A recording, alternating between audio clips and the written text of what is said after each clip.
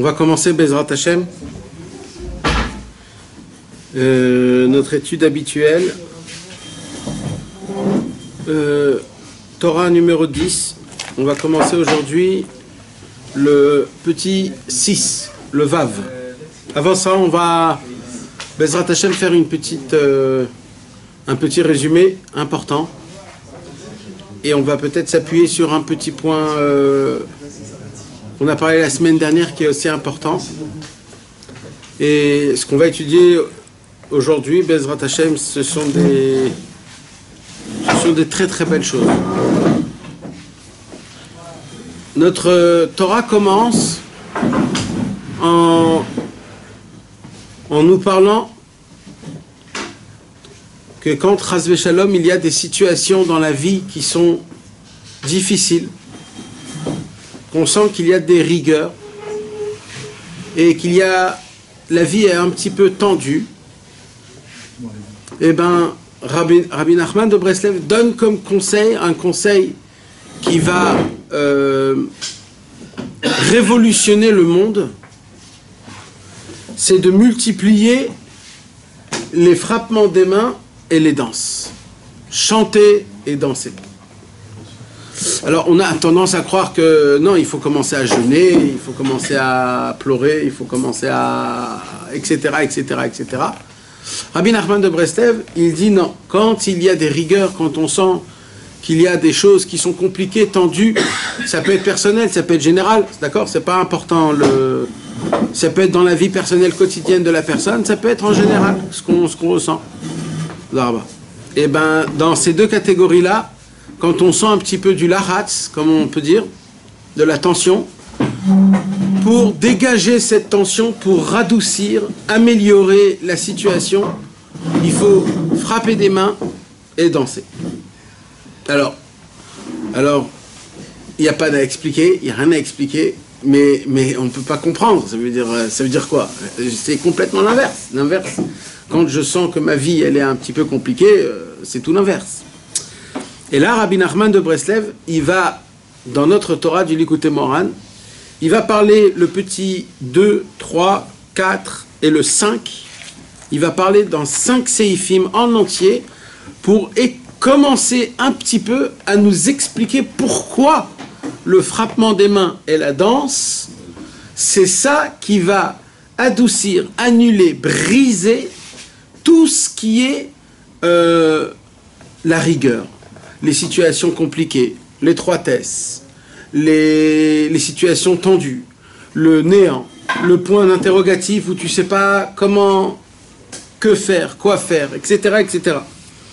Et il va commencer en nous parlant de la grandeur d'Hachem, que la grandeur d'Hachem, elle peut se multiplier, béhémeth, réellement, on parle d'une vraie grandeur d'Hachem, elle se fait d'après la personne la plus lointaine.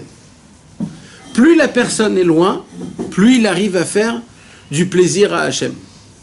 C'est comme ça que ça fonctionne. Et d'où on apprend ça? De Yitro. Quand Yitro, il a dit « Ata yadati ki gadol Hachem ikol Elohim » maintenant je sais que Hachem, Dieu, le Dieu des Juifs, c'est le Dieu de tous les dieux. Il y a écrit dans le Zohar HaKadosh, à ce moment-là, HaKadosh Baruch Hu, il a augmenté, il est monté, son honneur, elle s'est multipliée.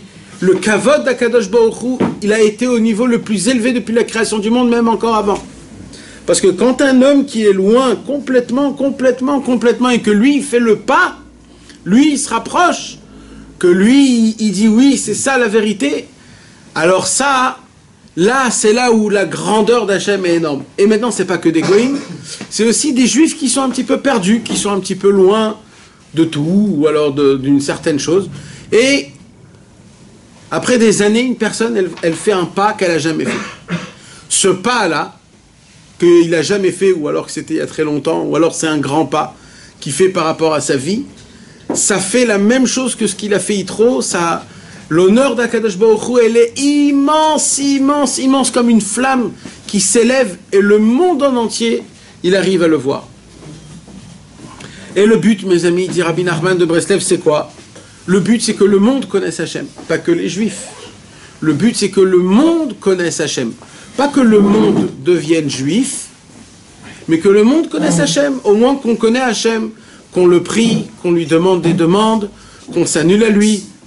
Le monde ne doit pas être juif en entier, mais ce qu'on demande, c'est que le monde reconnaisse Akadosh Baruch Hu. Comment ça va se faire? Alors là aussi, Rabbi Nachman, il a sa propre idée. Là aussi, Rabbeinu, il a sa propre révolution. Sa révolution à Rabbeinu, c'est comment les goïms vont apprendre Dieu, vont voir Dieu, vont vivre Dieu. Alors, il y a plein de gens qui disent, on va leur prouver que la Torah, elle est parfaite, on va leur prouver que les Juifs, ils sont parfaits. Rabbeinu, il dit pas du tout. Moi, j'ai une autre façon totale, complètement. De quelle manière? Comment? De quelle manière? En gros, il dit Rabbeinu, en gros, quand les Juifs, ils vont commencer à prier à Hachem, même pour les plus petites choses, et que les goïms vont voir comment Hachem, il intervient, même aux plus petites choses qu'on a demandées, là, ils vont être époustouflés, c'est comme ça qu'ils vont se rapprocher. Et ça, c'est quelque chose qui va se passer, pas que tu pourras le voir, c'est quelque chose qui va se passer de manière toute seule, c'est une ségoula dans le ciel. Quand un juif, il appelle Akadosh Baruch Hu, quand un juif, il demande à Akadosh Baruch Hu des demandes les plus simples, les plus banales, interviens pour moi, pour ma joie, pour que le matin, ma journée, elle puisse avancer, pour que j'ai toujours des volontés d'avancer, de me battre, de ne pas avoir peur de rien du tout, etc. C'est des choses qu'on va dire quoi? Tu vas appeler Akadosh Baruch Hu, Melech Malcha Melachim, pour des petites choses comme ça.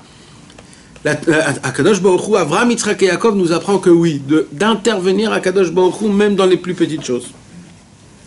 Et Rabbi Nachman nous apprend qu'en vérité, la vraie tfila, la vraie tfila, mamash, la vraie tfila, en vérité, c'est que le tzaddik qui sait prier. Il n'y a que le tzaddik réel qui sait prier. Ça ne veut pas dire que nous, on ne doit pas prier. Nous, on est obligés de prier. On est tous obligés de prier, même si on ne prie pas bien. Mais en vérité, c'est le tzaddik, le vrai tzaddik, c'est le tzaddik que lui, il se tient devant Hachem, et c'est lui qui prie, Akadosh Baruch Hu l'écoute, et c'est la raison pour laquelle on doit tous passer, s'attacher au tzaddik avant de prier. C'est pour ça que c'est important, avant de prier, mes amis, de dire Aréni, Mekacher et Tatzmi. Je m'attache à tous les tzaddikim, en général, les tzaddikim vivants, les tzaddikim qui sont niftar, et après on peut rajouter celui qu'on veut. Mais c'est très important. Pourquoi? Parce qu'en vérité, c'est qui prie réellement, mamash, et qui savent comment prier, qui savent comment parler à Hachem, et qui savent se mettre devant Hachem, c'est que les tzadikim, mamash, amitim. Où on apprend ça de la Gemara. Gemara Masechet Shabbat. Dans la Gemara, il y a écrit, quand un homme, mi sheyesh lo chole betor beto, un homme qui a un malade chez lui à la maison, il faut qu'il aille voir un chacham pour qu'il prie. Pourquoi pas, moi je vais prier? Non, il faut aller voir un chacham.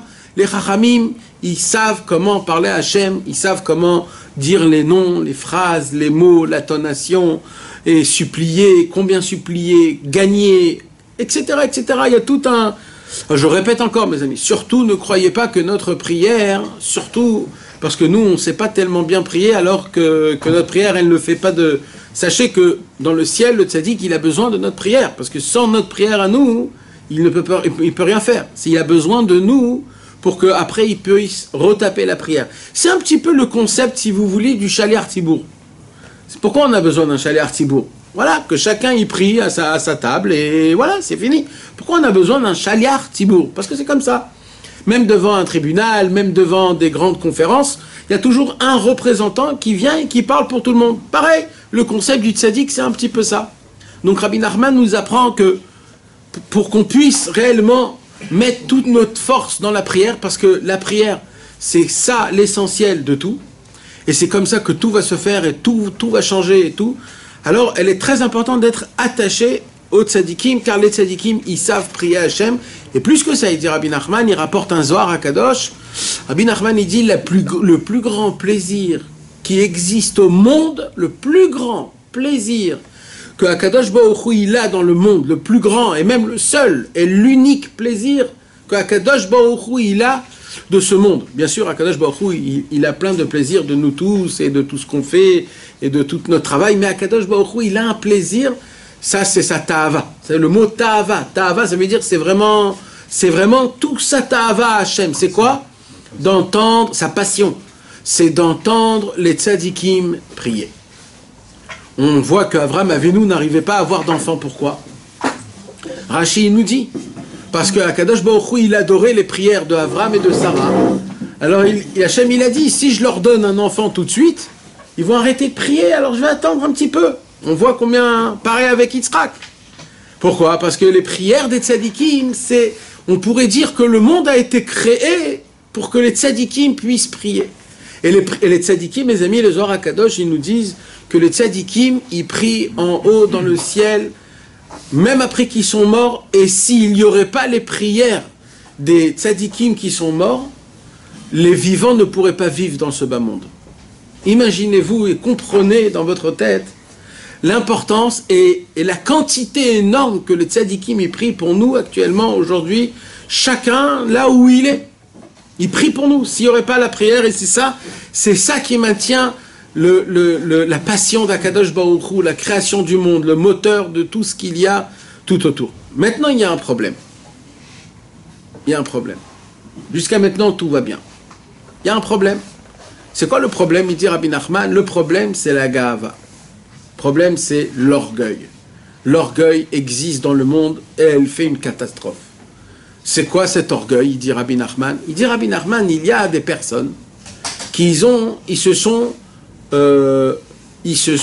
comment on pourrait dire ça? Substitués, appropriés. Mais surtout, ce sont des tzadikim, ce sont des personnes qui ont fait un effort très dur. Un effort.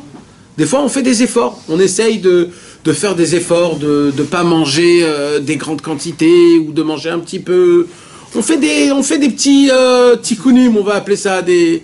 Rabbi Nachman, il dit, il y a des gens, à l'époque, surtout à l'époque, c'était très très très connu, quand on voulait travailler une mida, quand on voulait briser ou alors travailler un trait de caractère qui était mauvais, le commencement du travail se fait à travers les aliments.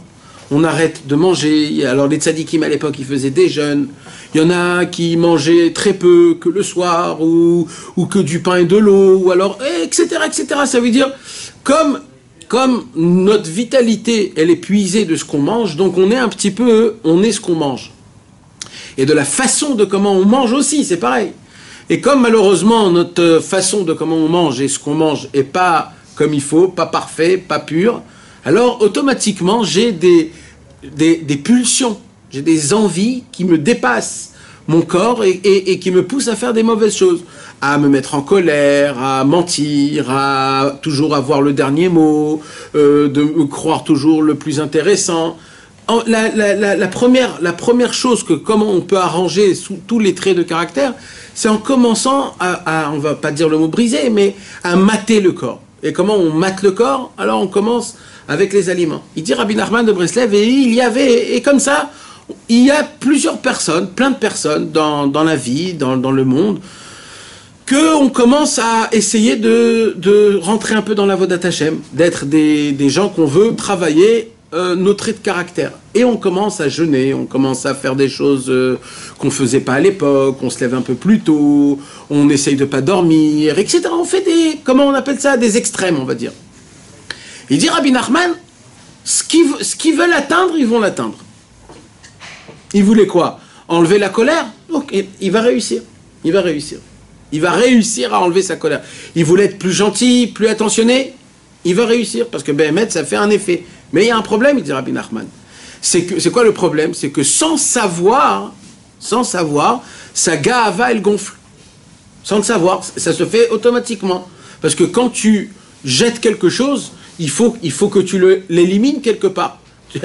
Quand tu as une ta'ava, d'accord? Maintenant, tu la brises en deux, cette ta'ava-là, ça devient deux ta'avot. alors, on fait quoi alors? Alors, c'est quoi ces deux ta'avot? Ces deux ta'avot, c'est en fait une petite partie de ga'ava. La petite ga'ava, elle est dans le dos, derrière, ou alors dans le torse. Et le problème, c'est que je ne suis pas au courant de la ga'ava. Et plus je travaille, plus je fais des efforts, plus j'avance, plus j'acquis des choses que je voulais acquérir. Mais ce que je ne sais pas, c'est que petit à petit, ma ga'ava, elle grandit.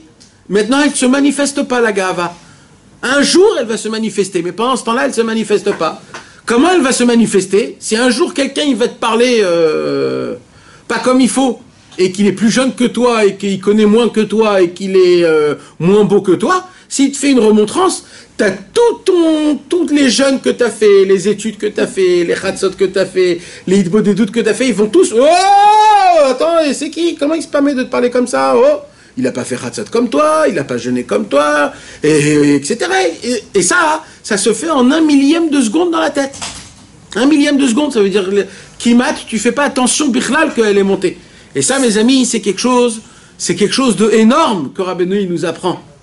Alors, qu'est-ce qu'il faudrait faire? Alors d'abord, il dit Rabbeinu, pourquoi je vous parle de ça? Parce que ces gens-là, il dit Rabbeinu, je les appelle les Baalei Gahava. C'est qui les Baalei Gahava? Les Baalei Gahava, c'est des gens qui croient que ce qu'ils ont fait, même dans la Vodat Hashem, c'est eux qui l'ont fait.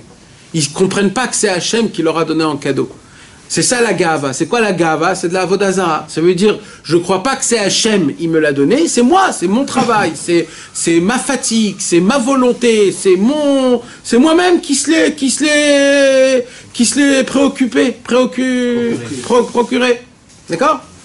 Mais en vérité, un vrai tzaddik, un vrai chassid, qu'est-ce qu'il doit se dire, un vrai chassid?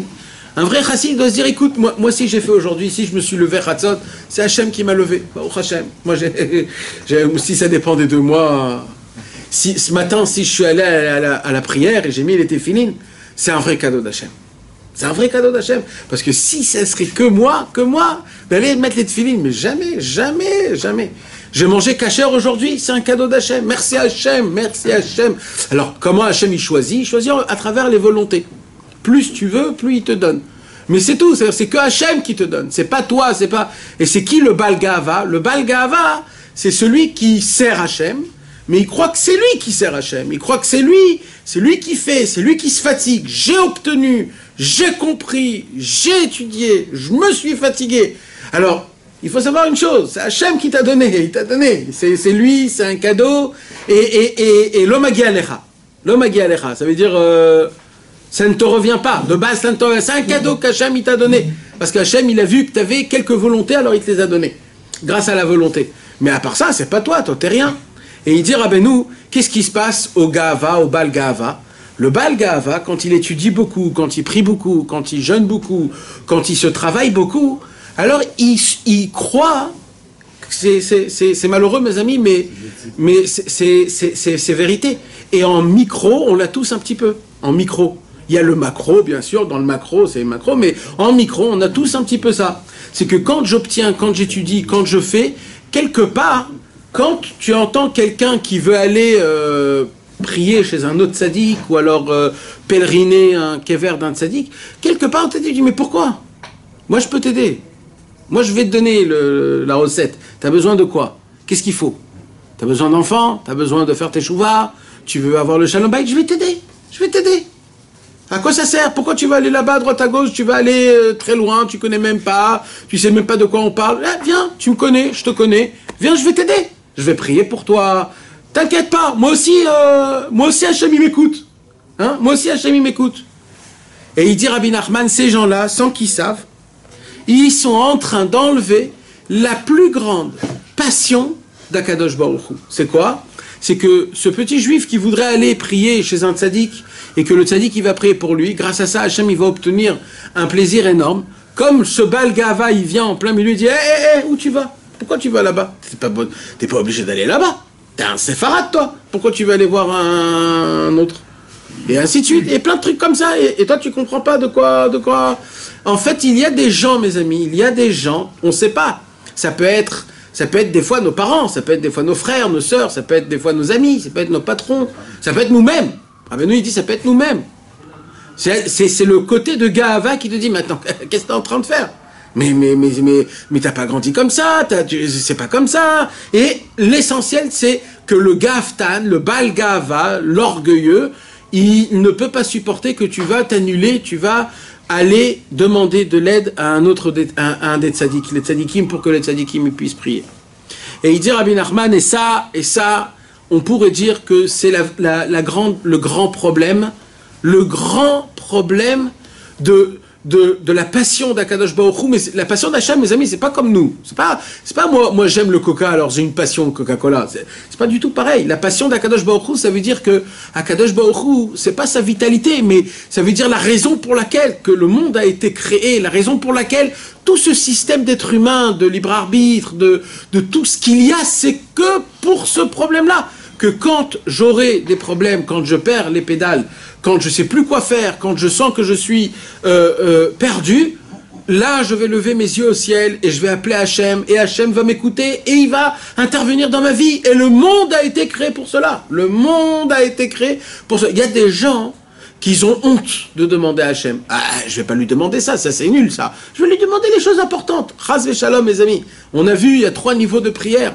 Ça, c'était les premiers niveaux de prière. Le niveau de prière de Yaakov Avinu, c'est le niveau de maison, c'est-à-dire qu'on prend Hachem et on le met dans les choses les plus intimes possibles, même les choses qu'on croit qui n'ont pas d'importance. Alors, il faut faire quoi? Il faut faire quoi pour anéantir le Baal Gava? Très important. À chaque fois que je veux aller chez le tzaddik, mes amis, que ça soit physique, que ça soit à travers un livre, que ça soit un cours de Torah, que ça soit pèleriner sa tombe. À chaque fois que je veux aller chez le tzaddik, sachez-le mes amis, il y a un orgueil qui se présente devant toi. Ça peut être une idée, ça peut être une personne, ça peut être une histoire, ça peut être 1 milliard de choses. Mais il y a la gava qui se présente et elle va t'empêcher d'aller chez le tzaddik. Voilà, sachez-le mes amis. Sachez-le tout le temps, tout le temps, tout le temps, vous allez le voir, tout le temps dans votre vie. Des fois c'est minimisé, c'est minime. Mais à chaque fois qu'on veut se rapprocher du tzaddik, il y a un combat que tu dois te battre contre la gava, contre ta gava. Il faut être prêt à s'annuler. Il faut être prêt, c'est un combat. C'est un combat. Akadosh Baruch Hu, depuis le début, il a dit Naaseh venishma. D'abord on fait, après on comprend. C'est une annulation. Il y a un combat. Cette gava, il faut l'annuler. Qu'est-ce qu'on fait alors? Il dit Rabbeinu, c'est quoi le conseil pour anéantir la gava ou le gavtan, le Baal Gava? C'est là où Rabbeinu, on a étudié le cours dernier, la semaine dernière, Rabbeinu il donne un autre conseil. C'est quoi le conseil? Il va pas aller très loin, il va donner le même conseil. Le conseil pour anéantir, annuler, briser et enlever la gava, c'est quoi? Se rapprocher du tzaddik. Encore une fois, la même chose. Quand on se rapproche du tzaddik, on annule la gava. Ça veut dire quoi? Ça veut dire, avant d'aller chez le tzaddik, j'ai un combat contre la gava. Ça veut dire quoi, j'ai un combat sur la gava? Ça veut dire que la gava, elle est en train de me battre. Maintenant, il dit, Rabbeinu, le combat de la gava, tu le gagneras que chez le tzaddik. Ça veut dire, n'attends pas d'anéantir la gava pour aller chez le tzaddik. Tu devras aller chez le tzaddik avec tes empêchements dans ta tête, avec tes points d'interrogation, avec tes questions, avec tes pas envie, j'ai pas le chlouk, je sais pas ce que je fous ici, pourquoi je suis venu. Pourquoi? Il dit Rabbeinu, il dit parce que le seul moment et endroit dans lequel tu vas briser la gava, c'est quand tu seras chez lui. N'attends pas de briser ta gava, d'avoir toutes les questions et toutes les réponses avant que tu vas chez le tzaddik. Je veux tout comprendre avant, je veux lire 2-3 livres pour voir de quoi ça parle, etc. N'attends pas, frérot, ça va pas partir. Et limite, ça va grossir et grossir et grossir. Tu vas enlever la gava, il dit Rabbeinu, c'est très simple. Tu vas chez le tzaddik, et au moment où tu vas chez le tzaddik lui-même, Rabbi Nachman de Breslev a rapporté dans le Tikkun Zohar, dans le Tikkun numéro 21, c'est un Tikkun que Rabbeinu il parle dans toute cette Torah, le Tikkun Rafalef. Et là-bas, Rabbi Shimon Bar Yochai, il parle du tzaddik qu'il est équivaut au 3e son du shofar. Le shofar, il a un 3e son qui s'appelle Terouah. Terouah, c'est équivaut au tzaddik, c'est le rouah. Dans Terouah, on fait sortir plus de souffle que dans les autres sonneries du shofar. Dans la première sonnerie du shofar, tu sonnes un son, donc c'est tu sors un petit peu d'air. Après, il y a le deuxième, shvarim, tout, ça aussi, tu sors un peu d'air. Mais le tout, comme c'est puissant et ça s'arrête, donc il y a plus d'air qui sort. Là où il y a le plus de rouar, c'est dans le terouah. Et c'est connu, et c'est rapporté, Rabbi Nachman ici, il a rapporté des psukim, des zohar, il a prouvé plusieurs fois comme quoi le tzaddik, c'est le roi. On a vu ça quand Moshe Rabbeinu, il a succédé Yoshua ben Nun, on a vu quand Pharaon, il a dit sur Yosef HaTzadik que c'est un homme qui a le souffle de Dieu. Le tzaddik, c'est le rouar. Et le rouar, teroua, ça vient du mot terohem. Terohem, Beshevet Barzel. Il dit, le Zohar HaKadosh, dans le Tikkuné Zohar, il dit, quand un homme, il vient chez le tzaddik, il a un souffle, il a un, comment on peut dire le rouar? Il a un esprit, que cet esprit, c'est comme l'esprit du son du chauffard, tout, teroua, qui brise automatiquement toute la gava que la personne est là. C'est pour cela qu'il faut être prêt quand on vient chez le tzaddik. Il faut savoir, le tzaddik, son travail, c'est de nous enlever un petit peu par un petit peu de notre personnalité qu'on s'est créée en fur et à mesure de notre vie qui n'est pas du tout réelle. Et le tzaddik, il nous met à notre place. Il nous dit qui t'es exactement, de quoi t'es capable, qu'est-ce que tu peux faire, qu'est-ce que tu peux pas faire, c'est tout. Et nous, il nous reste que à accepter. Et à avancer petit à petit. Donc, jusqu'à maintenant, on a étudié tous ces points-là pendant le Likutei Moharan. Et tout ce qu'on a parlé, c'était pour revenir au tout début de la Torah, que comment on répare, comment on enlève les moments difficiles, les rigueurs, les étroitesses, les moments qui sont tendus, problématiques. Qu'est-ce qu'il faut faire? Il dit Rabbi Nachman, il faut battre des mains et danser. Donc tout ce qu'on a parlé, c'était pour arriver ici. Et là, il reprend depuis le début et il explique.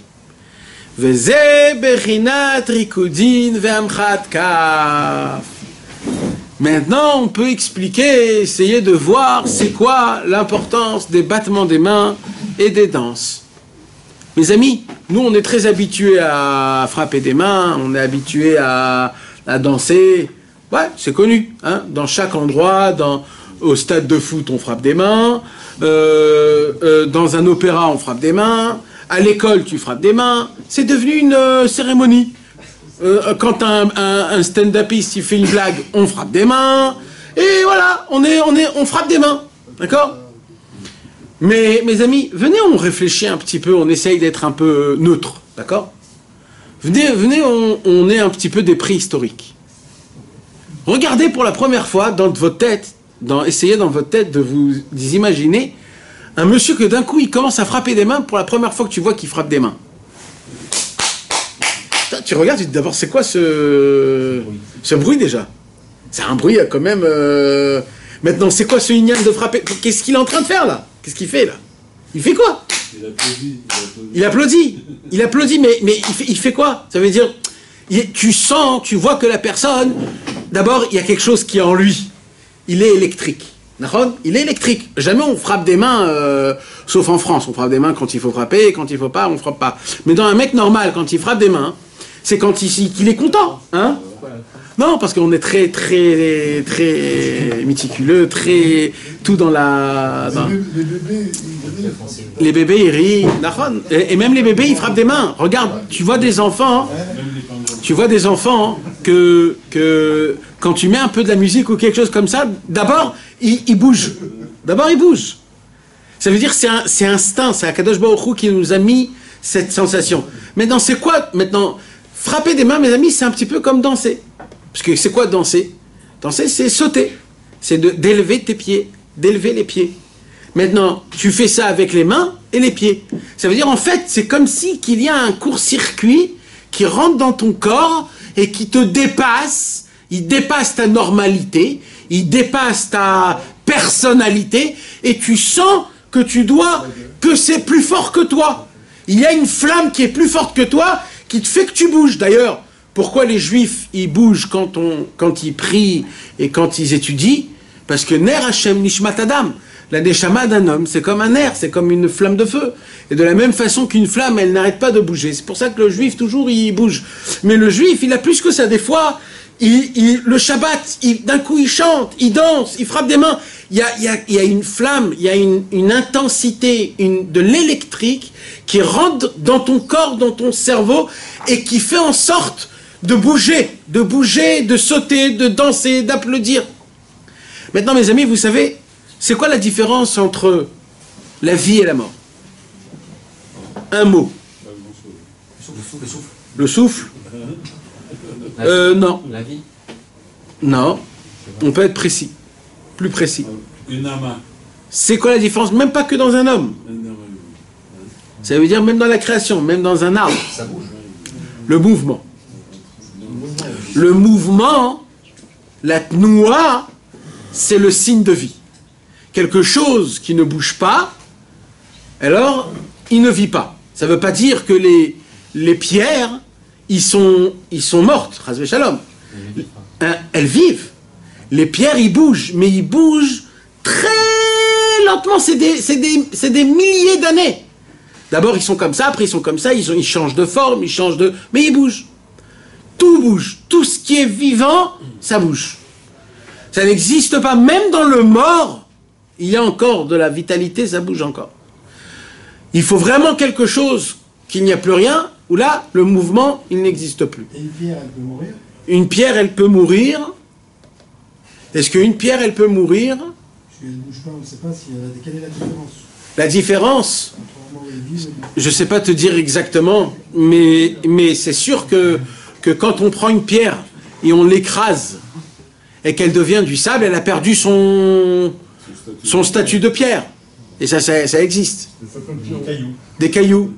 Mais quand on casse les cailloux même. Comment elles bougent les pierres?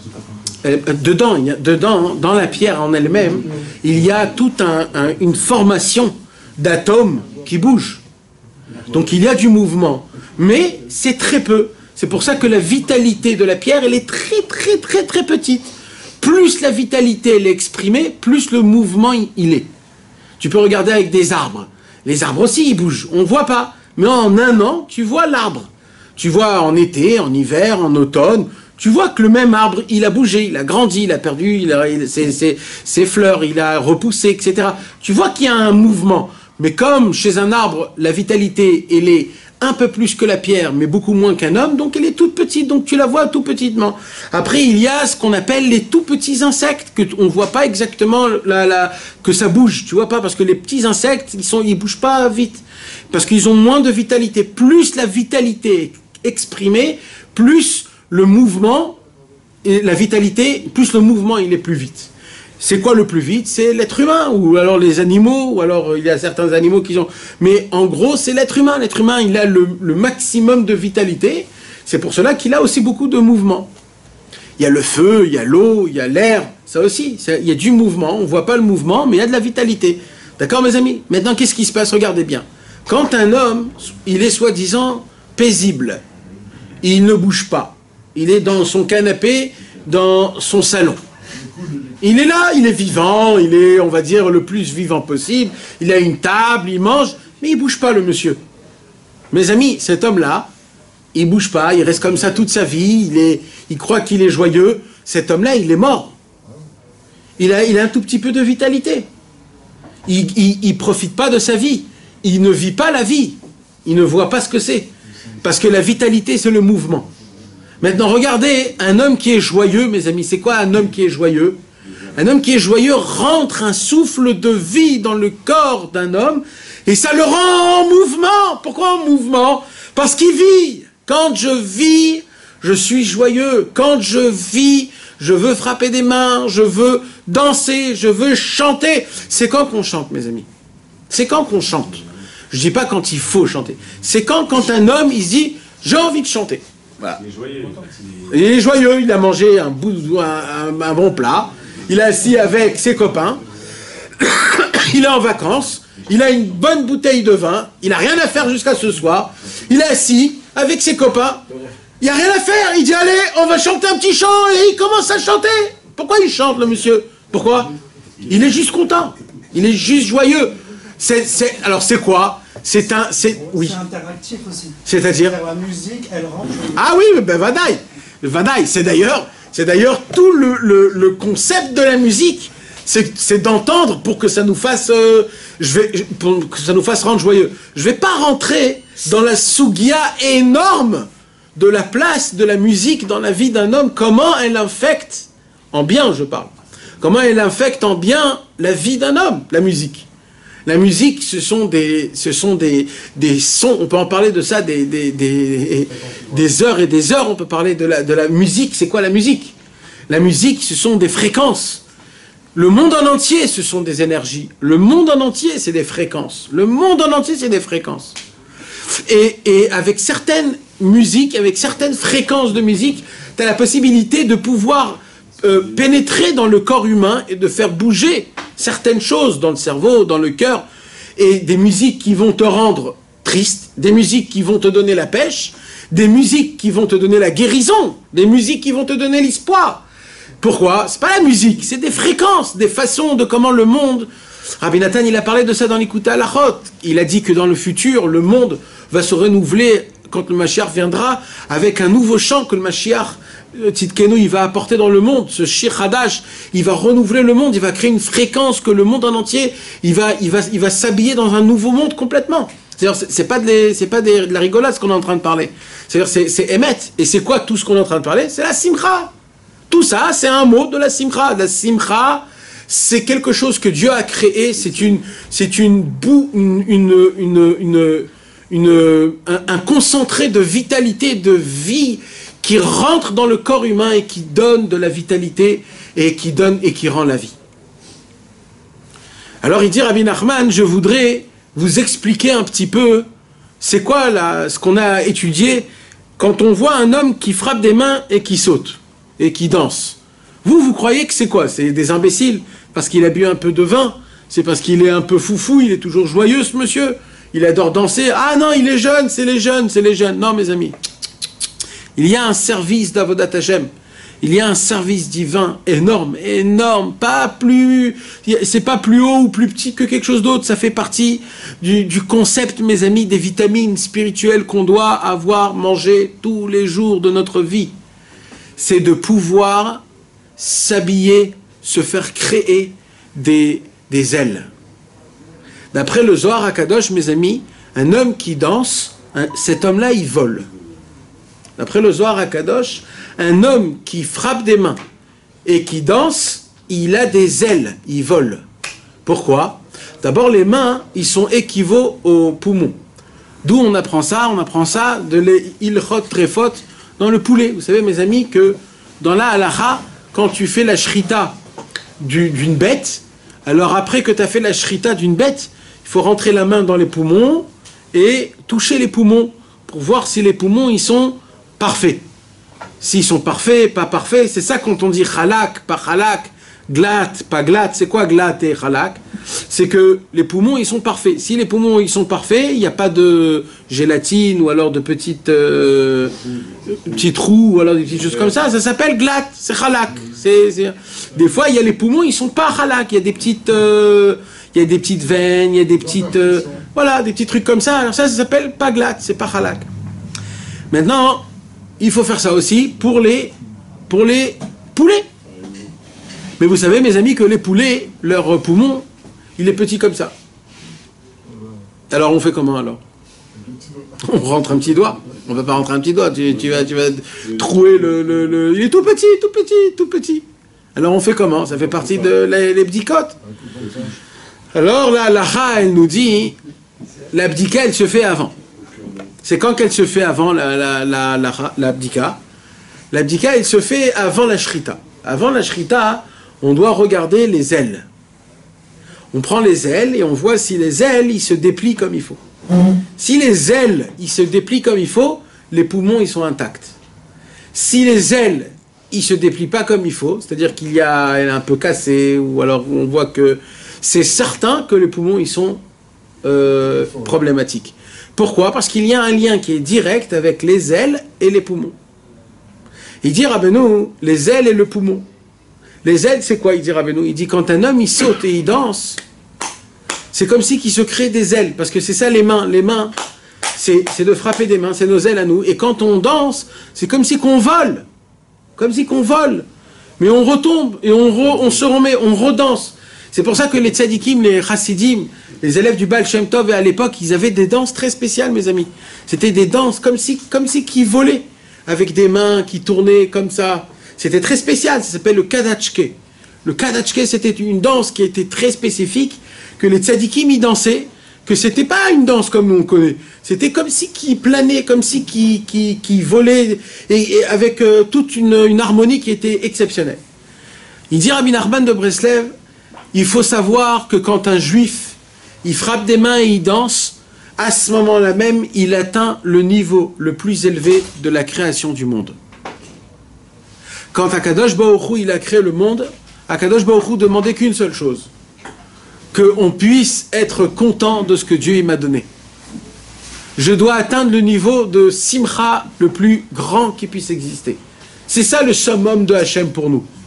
C'est que nous, on atteint ce niveau de dire à Hachem, waouh, Hachem, tout est parfait, tu as tout fait parfait.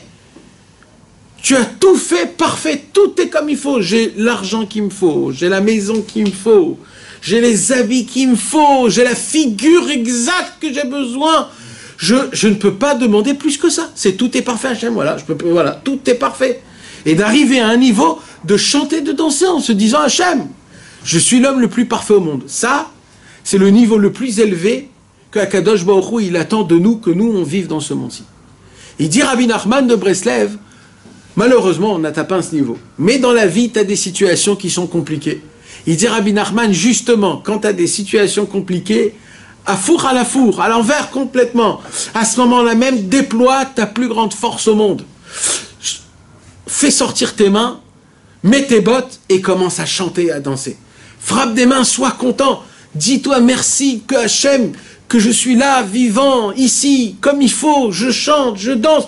Merci Hachem, il dit Rabbeinu, le niveau de Amtakatadin, le radoucissement que tu vas faire dans le ciel, dans un endroit, dans un moment qui arrive, où c'est compliqué dans ta vie, où tu comprends pas, où c'est dur, et justement tu vas chanter, danser, à Kadosh Baruch Hu, tu vas lui faire un plaisir comme il n'existe pas. Et ce niveau-là, il aura la possibilité d'anéantir toutes les rigueurs, tous les dynimes, tous les mauvais décrets qui sont sur ta tête, que tu sois méritant ou pas méritant. Parce que la force, quand un juif, il est sa mère, quand un juif, il est content, mais pas juste content, il est content d'une manière qui chante et qui danse et qui frappe des mains. Alors, cette chose-là, elle va atteindre dans le ciel des niveaux qui n'ont pas atteint au tout début. Maintenant, il dit Rabbi Nachman de Breslev, ça c'est très dur de le faire, ça. Nachman ou pas, mes amis? C'est très dur de le faire. Déjà, quand c'est dur, t'as envie juste d'aller te recouvrir dans une couette et de te réveiller le lendemain matin parce que t'as pas envie d'arranger tes problèmes. Alors on fait comment? Comment on fait pour se surpasser? Parce que là, ce que Rabbeinu, il nous demande comme conseil, c'est de se surpasser, c'est de jouer le fou, c'est d'être fou. Mes amis, il faut accepter ça. Il faut accepter. Si on veut vivre dans ce monde-ci, il faut accepter de faire des choses qu'on n'a pas l'habitude de faire. Que les gens peuvent nous prendre pour des fous. Mais pour s'en en sortir dans ce monde, comme il faut, avec le sourire, il faut être prêt de briser notre gava. Oui. Mais est-ce que ça veut dire qu'on doit se réjouir d'un décès? Si un décès... Non. Alors je vais expliquer. Déjà, un décès, c'est une autre chose. Dans un décès, là, il y a une halakha. On doit faire tout comme la halakha. La halakha, elle nous dit, il y a les 7 jours, il y a les 3 premiers jours, il faut pleurer. Après, il faut arrêter de pleurer. Après, les 7 premiers jours, tu te lèves, tu te laves. Après, il y a 30 jours encore, tu te rappelles. Et après les 30 jours, tu as encore un an. Après les 1 an, c'est fini. Donc la halakha, elle nous dit exactement comment il faut faire. Maintenant, dans la halakha, il n'y a pas écrit qu'il faut être triste. Il y a écrit juste, il n'y a pas écrit aussi qu'il ne faut pas être Bessimcha, tu peux être Bessimcha. Mais maintenant, la question, c'est quoi d'être Bessimcha? D'être Bessimcha, c'est l'ismoch al Hashem. C'est-à-dire, tu dois t'appuyer sur Hashem, que tout ce que Hashem il fait, c'est bon, c'est bien, c'est parfait. D'ailleurs, il y a une halakha. La halakha, elle dit, un homme, quand il entend une bonne nouvelle, il doit dire Atov ve'ametiv. Baruch ata Hashem Elokeinu melech haolam, Atov ve'ametiv. Et la Gemara, elle dit, et quand tu entends une mauvaise nouvelle, tu dois dire Baruch Dayan Haemet. Et là-bas, dans la halakha, le Shulchan Aruch, le Mishnah Berurah, il rapporte ça. Il dit Echayav levarech et abracha azoti besimcha. Il est obligé de faire la bracha Dayan Haemet avec joie. Pourquoi? Parce que c'est vrai que j'ai perdu quelqu'un, mais je sais que c'est Akadosh Baruch Hu qui l'a fait. Et Dieu, il est bon. Et lui, il va retourner chez Hachem. Et lui, donc, il est très bien. Et donc, tout est que bien. C'est qui est en fait triste dans un décès? Celui qui n'arrive pas à accepter. C'est la gava. C'est moi qui ne va plus le voir. Oh, ça me rend triste, moi. Donc c'est de la gave. Mais si on doit pleurer les 3 premiers jours, comment on pleure Alors comment on pleure? Alors on pleure parce que c'est de la même façon qu'un Sefer Torah est brûlé, de la même façon tu dois pleurer pareil. Quand un juif il part de ce monde-ci, c'est un Sefer Torah qui brûle. C'est un Sefer Torah qu'on doit faire entrer. C'est que ça qu'on doit pleurer, rien d'autre. On ne doit pas... On est très Hein? On peut dire que c'est la gava, c'est un manque de dalak. De quoi? On n'a pas la conscience que cette personne, elle passe, elle arrive dans notre monde, et que c'est bon pour elle, etc. Alors nous, c'est dur de se séparer. Ouais. Mais c'est pas la gava. Ça s'appelle la gava. La gava, c'est de la chair que tu n'as pas encore servi à Hachem avec. C'est de la chair que tu gardes que pour toi. C'est de la propre vie. C'est un peu de volonté que tu n'as pas anéanti au Shulchan Aruch et à la Halacha. Ça s'appelle de la gava. Un endroit où tu ne fais pas régner Hachem dans cet endroit-là, c'est un endroit de gava. Gava, ça veut dire que Dieu n'est pas là-bas. C'est ça que ça veut dire. Et ça veut dire quoi que Dieu il n'est pas là? C'est que tu n'amènes pas Dieu là-bas. Au moment où dans ton cerveau, tu ne veux pas accepter que Akadosh Baruch Hu, il a pris un proche et que c'est quelque chose de mal, etc., etc., c'est dans cet endroit-là, tu regardes plus toi, ça veut dire plus, c'est de la gava un petit peu. C'est quoi cette gava? La gava, c'est pas que de l'orgueil. La gava, c'est pas que de l'orgueil. La gava, c'est Prinat Avodah Zarah, dira Benou. C'est des endroits là où Dieu n'est pas. Ça veut dire tu ne veux pas faire accepter dans ton cerveau ce que la vision dont le cas est l'Akadosh Baruch Hu, il veut que tu vis ta vie. Pourquoi? Parce que tu veux vivre ta vie comme tu veux. Donc je préfère moi que Dieu, la gava. Alors bien sûr que c'est dur, on a tous ça. Mais il faut le savoir, que la racine de ça, ça s'appelle de la gava. Il transforme la vérité comme ça. Oui, il déforme. Il déforme et il fait une nouvelle vérité. Et pour lui, pour sa propre... Mais c'est pas notre sujet là, c'est pas du tout notre sujet. C'est du manque de la personne. C'est le manque, mais le manque il vient d'où? Le manque, il est personnel, c'est de l'ego. C'est de l'ego. On ne peut pas effacer l'ego. Si on peut l'effacer. Non, on peut pas l'effacer, mais on peut le travailler. On peut l'utiliser l'ego dans des bons endroits. L'ego, on peut le travailler. Il se travaille l'ego. Et ça, quand tu comprends un petit peu par un petit peu à travers la Torah et les mitzvot, on arrive à te donner des sortes de visions que on arrive à concevoir certaines choses. On arrive à concevoir certaines choses, même qui sont des fois dures ou difficiles à les recevoir. Là, C'est végateur d'être malade, ça. non, pas du tout, pas du tout. Quelqu'un qui est totalement annulé à Kadosh. Non, pas du tout, totalé. Il suffit juste d'après Rabbeinu, c'est ça qu'on est en train d'étudier. Rabbeinu, il te dit quand tu te rapproches du tzaddik, on te casse, on t'enlève et on te brise cette gava. C'est ça que Rabbeinu nous apprend ici. Le tzaddik, il nous brise la gava. Et c'est pour ça que des fois c'est dur d'être proche du tzaddik. Parce que la gava, c'est intime, c'est personnel, c'est toi. Des fois c'est toi qui dois briser. C'est très dur, surtout si tu veux pas être brisé, alors ça fait encore plus mal. Il faut se laisser. Alors c'est un travail, mais on n'est pas obligé d'être des tzadikim gmourim. Je te demande pas maintenant de ne pas du tout avoir aucune de peine, mais il y a des niveaux de peine. Si tu prends un goy qui a perdu un enfant jeune, etc., il peut toute une vie en entière être endeuillé. Maintenant, on va prendre un homme religieux, un frère qui étudie, etc., et qu'il a perdu même un jeune enfant en plein milieu de... La vie continue, ça avance, et c'est pas grave, ça veut dire, c'est grâce à quoi? C'est en fonction de plus je suis dans la Torah, dans les tzadikim, ma gava, elle perd de sa grosseur qu'on a sur nous. C'est des niveaux, c'est des niveaux. Pourquoi Yaakov Avinu Hein? Yaakov Avinu, c'était quoi ça darga? Parce qu'il était quand même triste pendant longtemps. Ouais. Juste, il y a une séquence de Rabbeinu qui a fait un peu de la Simcha, qu'un jour il a vu un cortège funéraire de sa fenêtre, et il a vu tout le monde pleurer. Il était, je sais pas avec qui, je crois avec sa fille ou avec Rabbi Nathan. Ouais. Il a dit, je comprends pas pourquoi ils pleurent, les gens. Le défunt, lui, il doit rigoler dans son cœur. De voir tous pleurer comme ça. Exact. Et tout. Exact. Alors, ils ont dit, ouais, mais parce que, d'accord, mais il doit passer ce qui doit passer. Il va dire, ah, mais bon, il va passer ce qui va passer. Et après... Ah, ça y est. Et alors, après, il continue, dans la Sierra, je ne me rappelle plus, où j'ai vu ça, il a dit, oui, parce qu'ils auraient peut-être voulu qu'il continue dans ce monde, à souffrir encore, à galérer encore, tu vois. C'est pour ça qu'il pleure. Ouais, Nahon. Donc c'est complètement égoïste. Mais on va pas trop s'attarder sur ça, parce que c'est pas notre sujet. Nous, on parle de la simcha, des frappements des mains et des rikudim. Dans la doucha. Dans la Gdusha, bien sûr, parce qu'il y a aussi dans la Sitra Acharat Nahon. Alors, je lis dedans, mes amis. Veze bechinat rikudin v'amrakaf. Voici le niveau d'applaudir et de danser. Ki rikudin v'amrakaf nimshachin mi bechinat aruach shebalev. D'où vient ce court-circuit qui fait en sorte de me donner l'envie de frapper des mains et de danser? D'où il vient ce court-circuit? Ce court-circuit, il vient un souffle du cœur.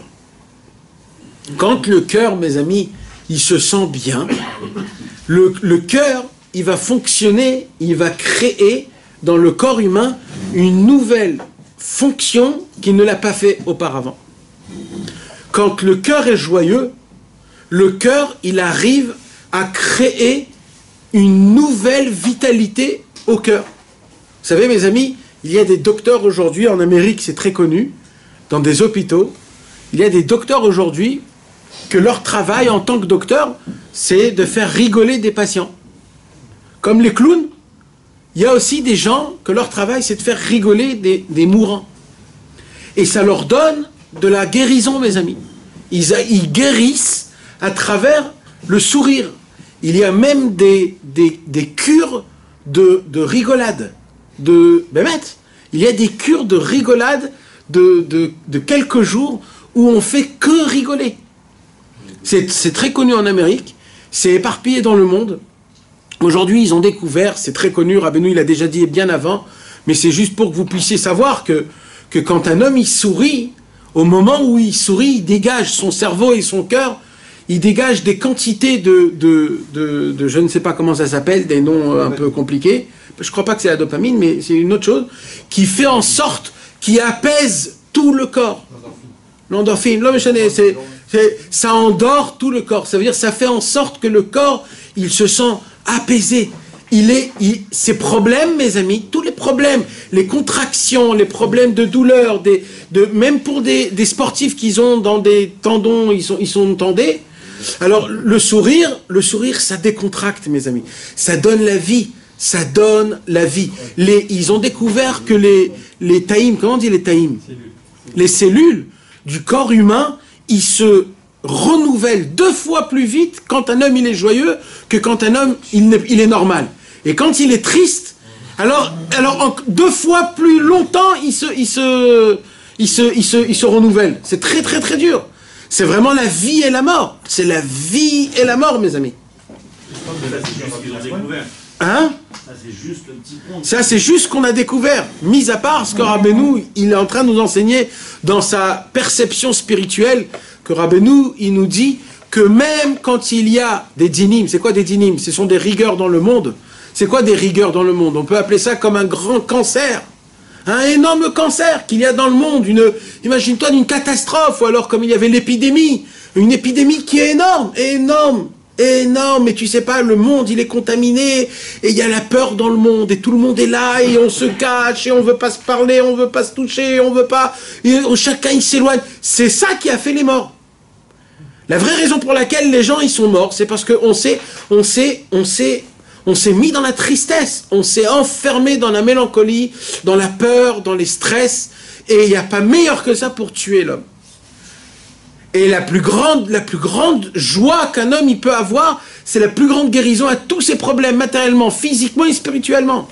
Et ça, mes amis, c'est pas une ségoula, c'est le conseil et le seul. C'est le seul, voilà. C'est le seul méridien, mes amis. C'est le seul conseil dans lequel vous voulez faire du lavage.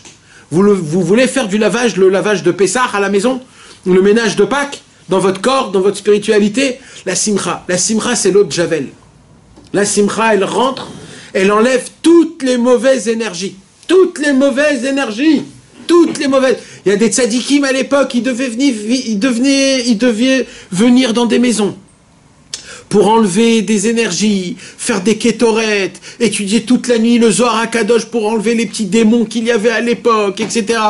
Un jour, le Rabbi Yehuda Ptaya, une vraie histoire mes amis, Rabbi Yehuda Ptaya, qui était le Chavruta du Ben Ishraï, qui était un très grand tzaddik à Bagdad, c'était un grand Mekoubal, et il était perfectionné dans les diboukim, dans les possédés, chas v'shalom.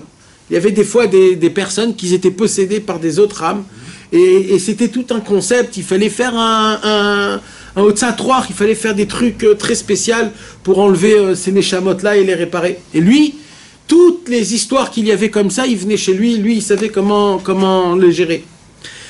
Et un jour, Rabbi Yehuda Ptaya, il a fait l'Alia en Eretz Israël. Il est venu habiter en Eretz Israël. Il est venu habiter à Boucharim.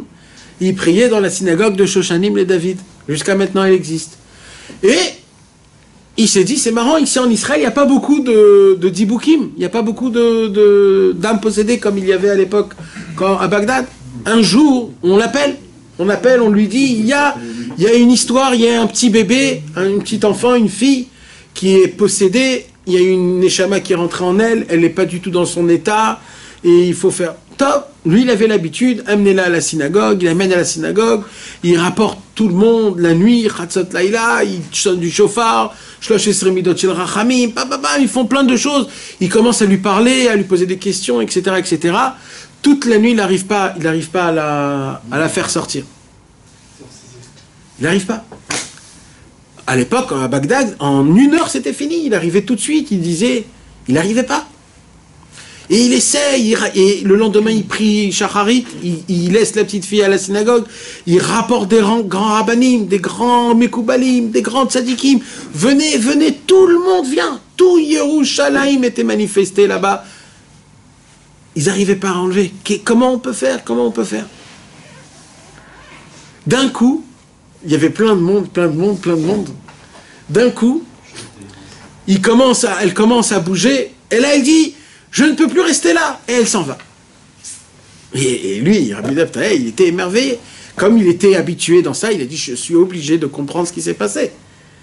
Il faut que je sache, c'est quoi qui a fait. Comment tout ce qu'on a fait, ça n'a pas aidé. Comment tout ça, et comment elle est sortie, elle est partie. Là-bas, dans la synagogue, il y avait le shamash. Le shamash, c'était un petit monsieur. Il faisait café, thé, il faisait le petit balai, etc. Mais lui, le shamash, il était sympathique.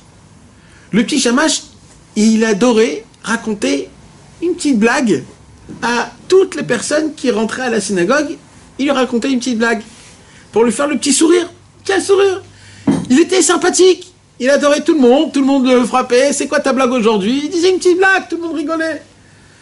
Des fois, il était tellement simplé que rien que de le voir, c'était déjà une blague. Comment il fait le thé, comment il met le truc. Donc il était... Et Rabbi Yehuda Ptaya, il a vu que ce shamash-là, il n'était pas au moment du tikkun. Et qu'au moment où il est arrivé le lendemain matin, après la tfilat shacharit, pour préparer le café et le thé de la journée, quand il est rentré le shamash dans la synagogue, elle est repartie. Et Rabbi Yehuda Ptaya, il a dit, j'ai compris. En vérité, il n'y avait pas un seul qui était Bessimcha dans toute cette histoire-là. On était en train de prier, on était sérieux, on pleurait. Le seul mec Simcha qui comprenait rien de ce qui se passe, et que lui, il voulait faire son... C'était lui, en fait. Cet homme qui était rempli de Simcha, à peine il est rentré, elle ne pouvait plus rester là. C'était fini, elle est partie. C'est mamage ce qu'on est en train d'étudier. La Simcha, mes amis, surtout quand on frappe des mains, quand on chante et quand on danse, ça enlève des quantités de rigueur, d'amertume, de mauvaises choses, des esprits qui sont mauvais. Ça aide. Et ça, mes amis, dit Rabbi Nachman, pour avoir cette simcha-là, on a besoin du Ruach Shebalev. On a besoin de ce souffle qui est dans notre cœur. Parce qu'on ne peut pas frapper des mains et danser si on ne ressent pas cette sensation énorme qu'on a dans le cœur, cette sensation qui nous élève, qui nous emporte. Cette sensation qu'on n'a plus honte si je vais faire quelque chose. Parce que qu'est-ce qui se passe, mes amis? D'accord? Venez, on rentre un petit peu Beyoun dans ce qu'on a étudié. Si maintenant, on met un peu de musique, il n'y aura personne ici qui va se lever, qui va chanter et danser. Vrai ou faux? Pourquoi? Parce qu'on a honte. Et lui, qu'est-ce qu'il va voir? Et je vais faire quoi? Et comment je vais danser? Je sais pas danser comme les Breslev, je danse comme ça. On a tous des centaines de problèmes dans notre cerveau. Quoi? Je vais être le seul à chanter, à danser, mais ma pitome. Alors on va rester là, on va faire comme ça. Le maximum, c'est comme ça. Mais c'est pas... mais c'est quoi le problème? C'est quoi qui fait qu'on est coincé? C'est notre gava! Notre gava, elle pèse dans nos pieds. Elle fait qu'on est comme ça, qu'on bouge pas. Il dit Rabbeinu, c'est la gava! Il dit Rabbeinu, vous avez besoin du tzaddik pour qu'il vous brise la gava. Et quand le tzaddik, il te brise la gava, tu vas voir comment tu vas chanter, tu vas danser. Comme un ressort, tu vas être. Tu vas être là, tu n'auras pas honte de rien, tu vas être... Comme à Ouman, dans chaque coin, il y a des mecs qui dansent. Mais ils ont quoi, ces enfants-là? Ils font quoi? Pourquoi ils... La nuit, le jour, ils n'ont pas de rue. Qu'est-ce qui se passe chez eux? Ils font que danser, en fait. Non, c'est vrai. Tu fais que danser toute ta vie. Ouais. Alors, à l'époque, quand Rabbi Israël il est niftar, en 95, alors a commencé les premiers Breslev qui dansent dans la rue. Les premiers, c'était avant, il n'y avait pas ça. Alors au début, il y avait un camion. C'est lui qui a dit ça. Il y avait un camion, et il y avait des livres. Et eux, leur travail, c'était de s'arrêter dans des endroits où il y a des gens, etc. Ils arrêtent le camion, ils mettent des musiques, et ils dansent dans la rue, comme ça, ils dansent. C'était tellement révolutionnaire à l'époque, jamais on avait un truc pareil. Jamais! Ça n'a jamais existé dans le monde, un truc pareil. C'était en 96. 96, Rabbi Israël, il était niftar, c'était la tzava. Et là, les Chaverim, pour la première fois, ils commencent, et ils sortent, et ils dansent dans la rue. Mais c'était un truc de fou. Et ils allaient partout, à Tel Aviv, à Yerushalayim, etc., etc. Tellement c'était de la folie, qu'à l'époque, tout le monde croyait que les Breslev prenaient de la drogue. Il dit, c'est pas possible d'être joyeux comme ça, chanter, danser dans la rue. C'est tous des drogués, etc. Tellement, c'est pas possible de croire que un monsieur normal va danser. Mais t'es pas normal de danser. Écoute-toi quand tu dis ça. T'es pas normal de danser. Mais il n'y a pas plus simple et plus authentique que de chanter, de danser quand j'ai envie, quand ça me tente, quand j'ai envie. Si j'ai envie de le faire dehors, je le fais dehors, Makara. C'est le signe de la vie, c'est ça la vie. Je dois avoir honte, moi, d'être joyeux. Je dois demander pardon d'être joyeux. Je dois demander la permission à quelqu'un d'être joyeux. C'est ça la vie. Si ça embête la gava de quelqu'un, eh ben qu'il aille. On a peur de la gava des autres. En fait, si je mets de la musique ici, ça sera un combat de la gava de chacun. Qu'est-ce que chacun y pense pour pas que j'aille me lever et chanter et danser? Cette honte qu'on a, soi-disant, du papillonné. C'est pas ça le Inyan. Mes amis, c'est pour ça que Rabbeinu, il nous apprend l'importance. D'abord, la gava, il faut la briser. La gava, l'orgueil qui est en nous, il faut la briser. Et comment on la brise, la gava? En voyageant chez le tzaddik, en allant se rapprochant des tzaddikim. Quand on étudie leurs livres, quand on étudie et on essaye de se rapprocher de eux, de penser comme eux, d'essayer d'entendre leurs histoires, de les aimer, de parler de eux autour de nous, ça crée cet amour, cette envie, ce rapprochement. Et le tzaddik, il a un travail, c'est de briser ta gava. Et ça veut dire quoi? Plus tu vas te rapprocher du tzaddik, plus tu seras plus facile à chanter, à danser et à frapper des mains. Quoi qu'il se passe dans les situations que tu es. Et c'est ça qui explique Rabbi Nachman. Kanire Berouche, comme on le voit dans nos yeux, on voit quand quelqu'un il est vraiment joyeux, quand quelqu'un il chante et qu'il danse, on voit qu'il est électrique. On voit. D'abord il sourit, ses yeux ils sont illuminés, et il est là, il attend juste qu'on l'allume. Il veut juste qu'on l'allume, il veut juste qu'il y ait quelqu'un qui vient, qu'il le prenne à la main, ou alors il attend. Parce que son cœur, comme il est joyeux, il a dégagé cette chose-là, qui s'appelle le Ruach Shebalev, ce souffle qui souffle dans le cœur, qui est une vitalité que j'ai créée grâce à la simcha. Et ce vent-là, il dit, qui a lié simchat alev ou meraked ou make kafel kaf. C'est pour quelle raison qu'il va chanter, qu'il va danser? C'est parce qu'il est joyeux. C'est parce qu'il a de la joie. Quand je suis joyeux, c'est quoi qui fait que je vais sauter et que je vais frapper des mains? C'est ce vent, ce souffle qui est dans mon cœur. Et comme c'est écrit aussi dans les tikkunim, pareil dans le tikkun Chafalef, il y a écrit Ve'ay rucha nashiv beshit pirkin didrua ou beshit pirkin de shokin. Dans le tikkun Zohar, il y a écrit que dans l'aspect spirituel, mes amis, il y a ce qu'on appelle l'homme spirituel.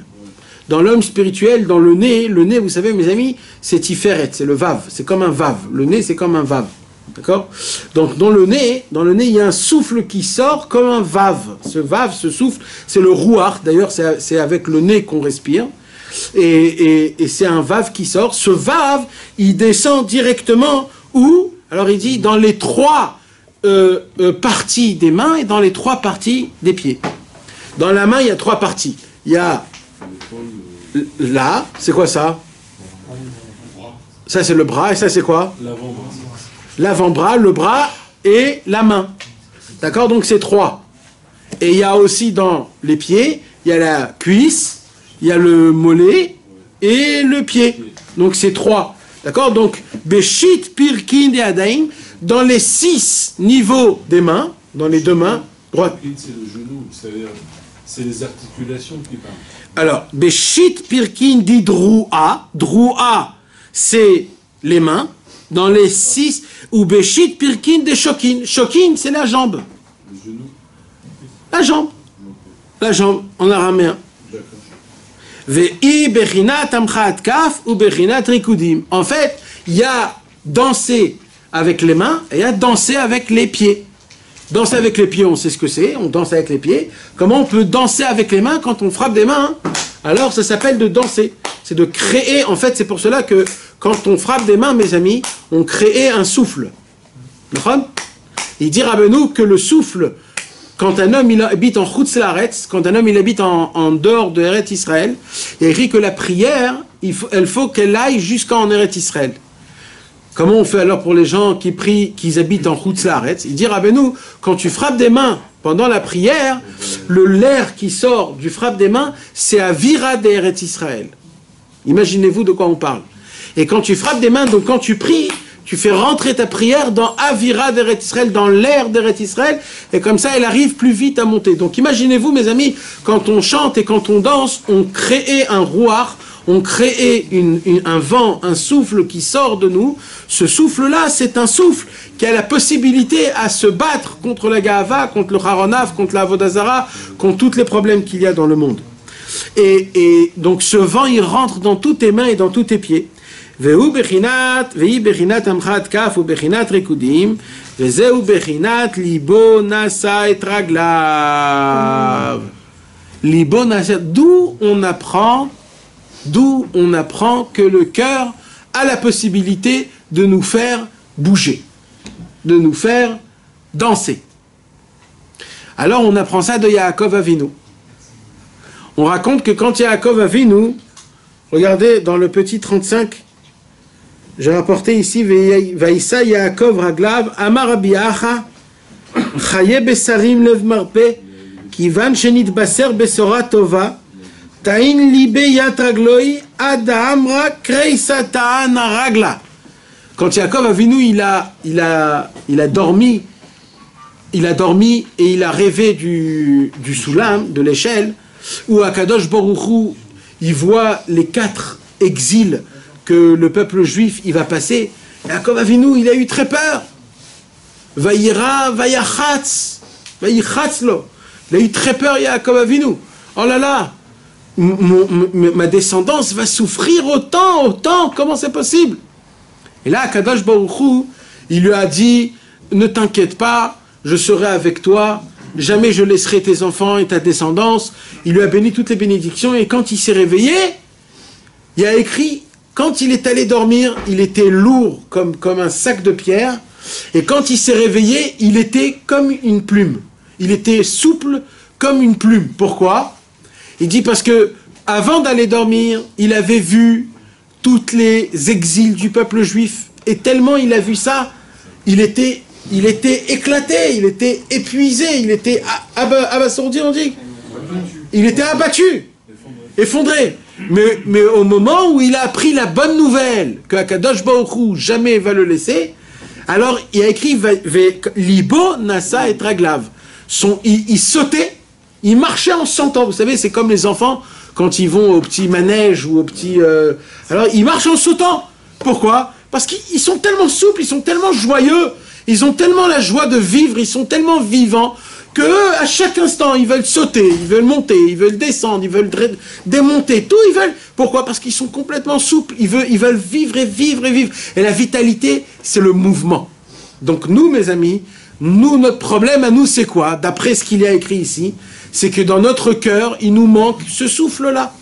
On n'a pas ce souffle dans le cœur, il nous manque le souffle, le rouach, la simcha dans le cœur pour que le cœur puisse avoir l'emprise du corps en entier. Il y a un combat, si vous me permettez de dire, il y a un combat entre le cerveau et le cœur. Le cerveau, c'est la gava, c'est la connaissance, c'est l'analyse, c'est la normalité, c'est la nature, c'est l'ego, c'est la bataille, le combat, l'acquisition, l'effort. C'est bien, je ne dis pas que c'est neutre, mais c'est là-bas où peut commencer la gava. C'est là-bas où peut commencer la philosophie. Et il y a le cœur. Le cœur, il y a aussi la gava, mais il y a surtout la joie. La joie, elle est dans le cœur surtout. Maintenant, dans le cœur, c'est quoi qui maintient le cœur? C'est l'humilité. C'est cette petitesse. Il est petit le cœur par rapport au cerveau. Il est très chaud. Il est familial. Il a de la familiarité. Il est rouge. Il est... Maintenant, le cœur, mes amis, il a la possibilité de s'enflammer. Le cœur, juste tu l'enflammes, il s'enflamme. Le cerveau, son travail, c'est de recanaliser, de rendre tout normal, de « oh, calme-toi, sans froid, calme-toi ». D'accord? Ça, c'est le cerveau. Le cerveau, il est rationnel, il te remet dans les pieds à terre. Le cœur, juste, laisse-le s'enflammer, lui. Le cœur, parce qu'il est chaud, le cœur, il bouge tout le temps, le cœur, il est... Donc, laisse-le que s'enflammer. Maintenant, écoutez bien, mes amis. Quand la simcha, elle rentre dans la personne, alors la simcha, elle rentre, elle a un problème. Il y a le cerveau, il y a le cœur. Le cerveau, il dit, hey, calme-toi, ça va, ok, c'est pas grave, et alors que tu as gagné 100 millions. C'est bien, c'est à Kol Beseder, voilà, tout est bien. Et il y a le cœur, il veut s'enflammer comme un bébé. Le cœur, il dit, on fait la fête, viens, je vais être content, je vais danser, je vais tourner en rond, je vais crier. Laisse-le s'enflammer. Maintenant, ça existe dans les deux côtés, dans le bien et dans le mal. Mais dans ce qu'on est en train d'étudier là, il dit, Rabbeinu, si la simcha, elle rentre dans ton cœur, et que tu brises pas le cerveau, tu brises pas ta gava, le cœur pourra pas fonctionner comme il faut. Pose-toi la question, pourquoi t'es pas joyeux? Pose-toi la question, pourquoi dans la journée, c'est quelque chose de fou de chanter et de danser. Pourquoi? C'est parce qu'il y a la gava qui est dans ton cerveau, elle ne laisse pas d'être joyeux. Pourquoi tu ne bouges pas? Pourquoi tu es lourd? Pourquoi tes pieds et tes mains, ils sont lourds jusqu'à que tu n'arrives même pas à les attraper tellement qu'ils sont lourds? Même un sourire, c'est dur, c'est un muscle, il faut le faire, il faut l'écarter. Pourquoi? C'est de la gava, mes amis. C'est pas de la tristesse, c'est de la gava. C'est la gava qui ne te laisse pas faire rentrer ce souffle qui doit être dans le cœur d'un homme qui rend la simcha à la personne. Et Bilboulim, les Dagot, les gens qui sont inquiets, c'est la gava. Ça empêche de penser. Quelqu'un qui est inquiet, c'est parce qu'il est... Quelqu'un qui est inquiet, c'est tout aussi un petit peu de la gava. C'est de la gava parce que tu préfères à te coller plus à tes sensations à toi qu'à ce que Dieu, il veut que tu aies la vraie sensation, la vraie vision de ta vie. C'est un manque d'émouna. c'est un manque de la émouna, elle dépend de la simcha. C'est un enchaînement, c'est toujours ça ramène vers ces points-là. Mais oui, c'est toute une... La question, elle est mauvaise. La question, elle est à l'envers. La question, c'est qu'est-ce que je dois faire pour être Bessimcha? Pas d'où, c'est quoi la racine du mal. On s'en fout du mal. La question qui doit se poser, c'est comment je dois être Bessimcha. Comment tu dois être Bessimcha? Tu dois amener le Ruach Shebalev dans la Simcha. Comment? Alors, on va l'étudier tout de suite. Maintenant, Vezeu Bechinat Libona Saet Raglav. Maintenant, Rabbeinu, il va expliquer le concept des pieds. C'est quoi? Aïnou à l'aider à Ruach Shebalev, quand le souffle du cœur, il souffle, Baïm Arikudim. C'est à ce moment-là que les Rikudim y viennent. C'est quand qu'on a vu qu'il y a eu les Rikudim avec Yaakov Avinu. Quand Yaakov Avinu, il a entendu la bonne nouvelle d'Akadosh Baruch Hu sur le peuple juif, que Akadosh Baruch Hu, il va nous faire sortir plus grand, plus fort et plus comme il faut, parfait. Là, Yaakov Avinu, il a commencé à danser. Ses pieds l'ont supporté. Alors il dit Rabbeinu, Aïnou al-yedé at-tzadik shu bechinat ruach kanal. D'où vient, mes amis, d'où vient le souffle de la vie, de la simcha dans le cœur? D'où il vient? Il dit Rabbi Nachman du tzadik. On a étudié le cours dernier, bitroua teiu rucha. On a étudié que le troua, c'est le ruach, et le ruach, c'est le tzadik. Le tzadik, c'est le ruach. Donc c'est quoi le ruach qui doit être dans le cœur? C'est quoi ce souffle qui doit souffler dans le cœur? C'est le souffle du tzaddik. Ça peut faire l'amour d'Hachem. Alors, on va parler déjà, c'est quoi? C'est-à-dire, je dois rencontrer un tzaddik? Non, tu dois te rapprocher d'un tzaddik. Te rapprocher d'un tzaddik, c'est-à-dire, tu dois te rapprocher d'Hachem. C'est-à-dire que si jusqu'à présent je ne me suis pas rapproché d'un tzaddik, tout ce que j'ai eu l'impression d'être joie n'était pas joie? C'était une joie temporaire. Une joie temporaire, c'est une joie très très très extérieure. C'est un plaisir. C'est pas, on peut pas dire que c'est une. La vraie joie n'est que par l'intermédiaire. La vraie joie est que par l'intermédiaire des tzadikim. Comment ça se passe en soi? Comment ça se passe? Le tzadik, on est joyeux. Alors, comment ça se passe en soi? Alors, d'abord, on a expliqué déjà, c'est d'étudier des livres. Ces livres, il a écrit des livres.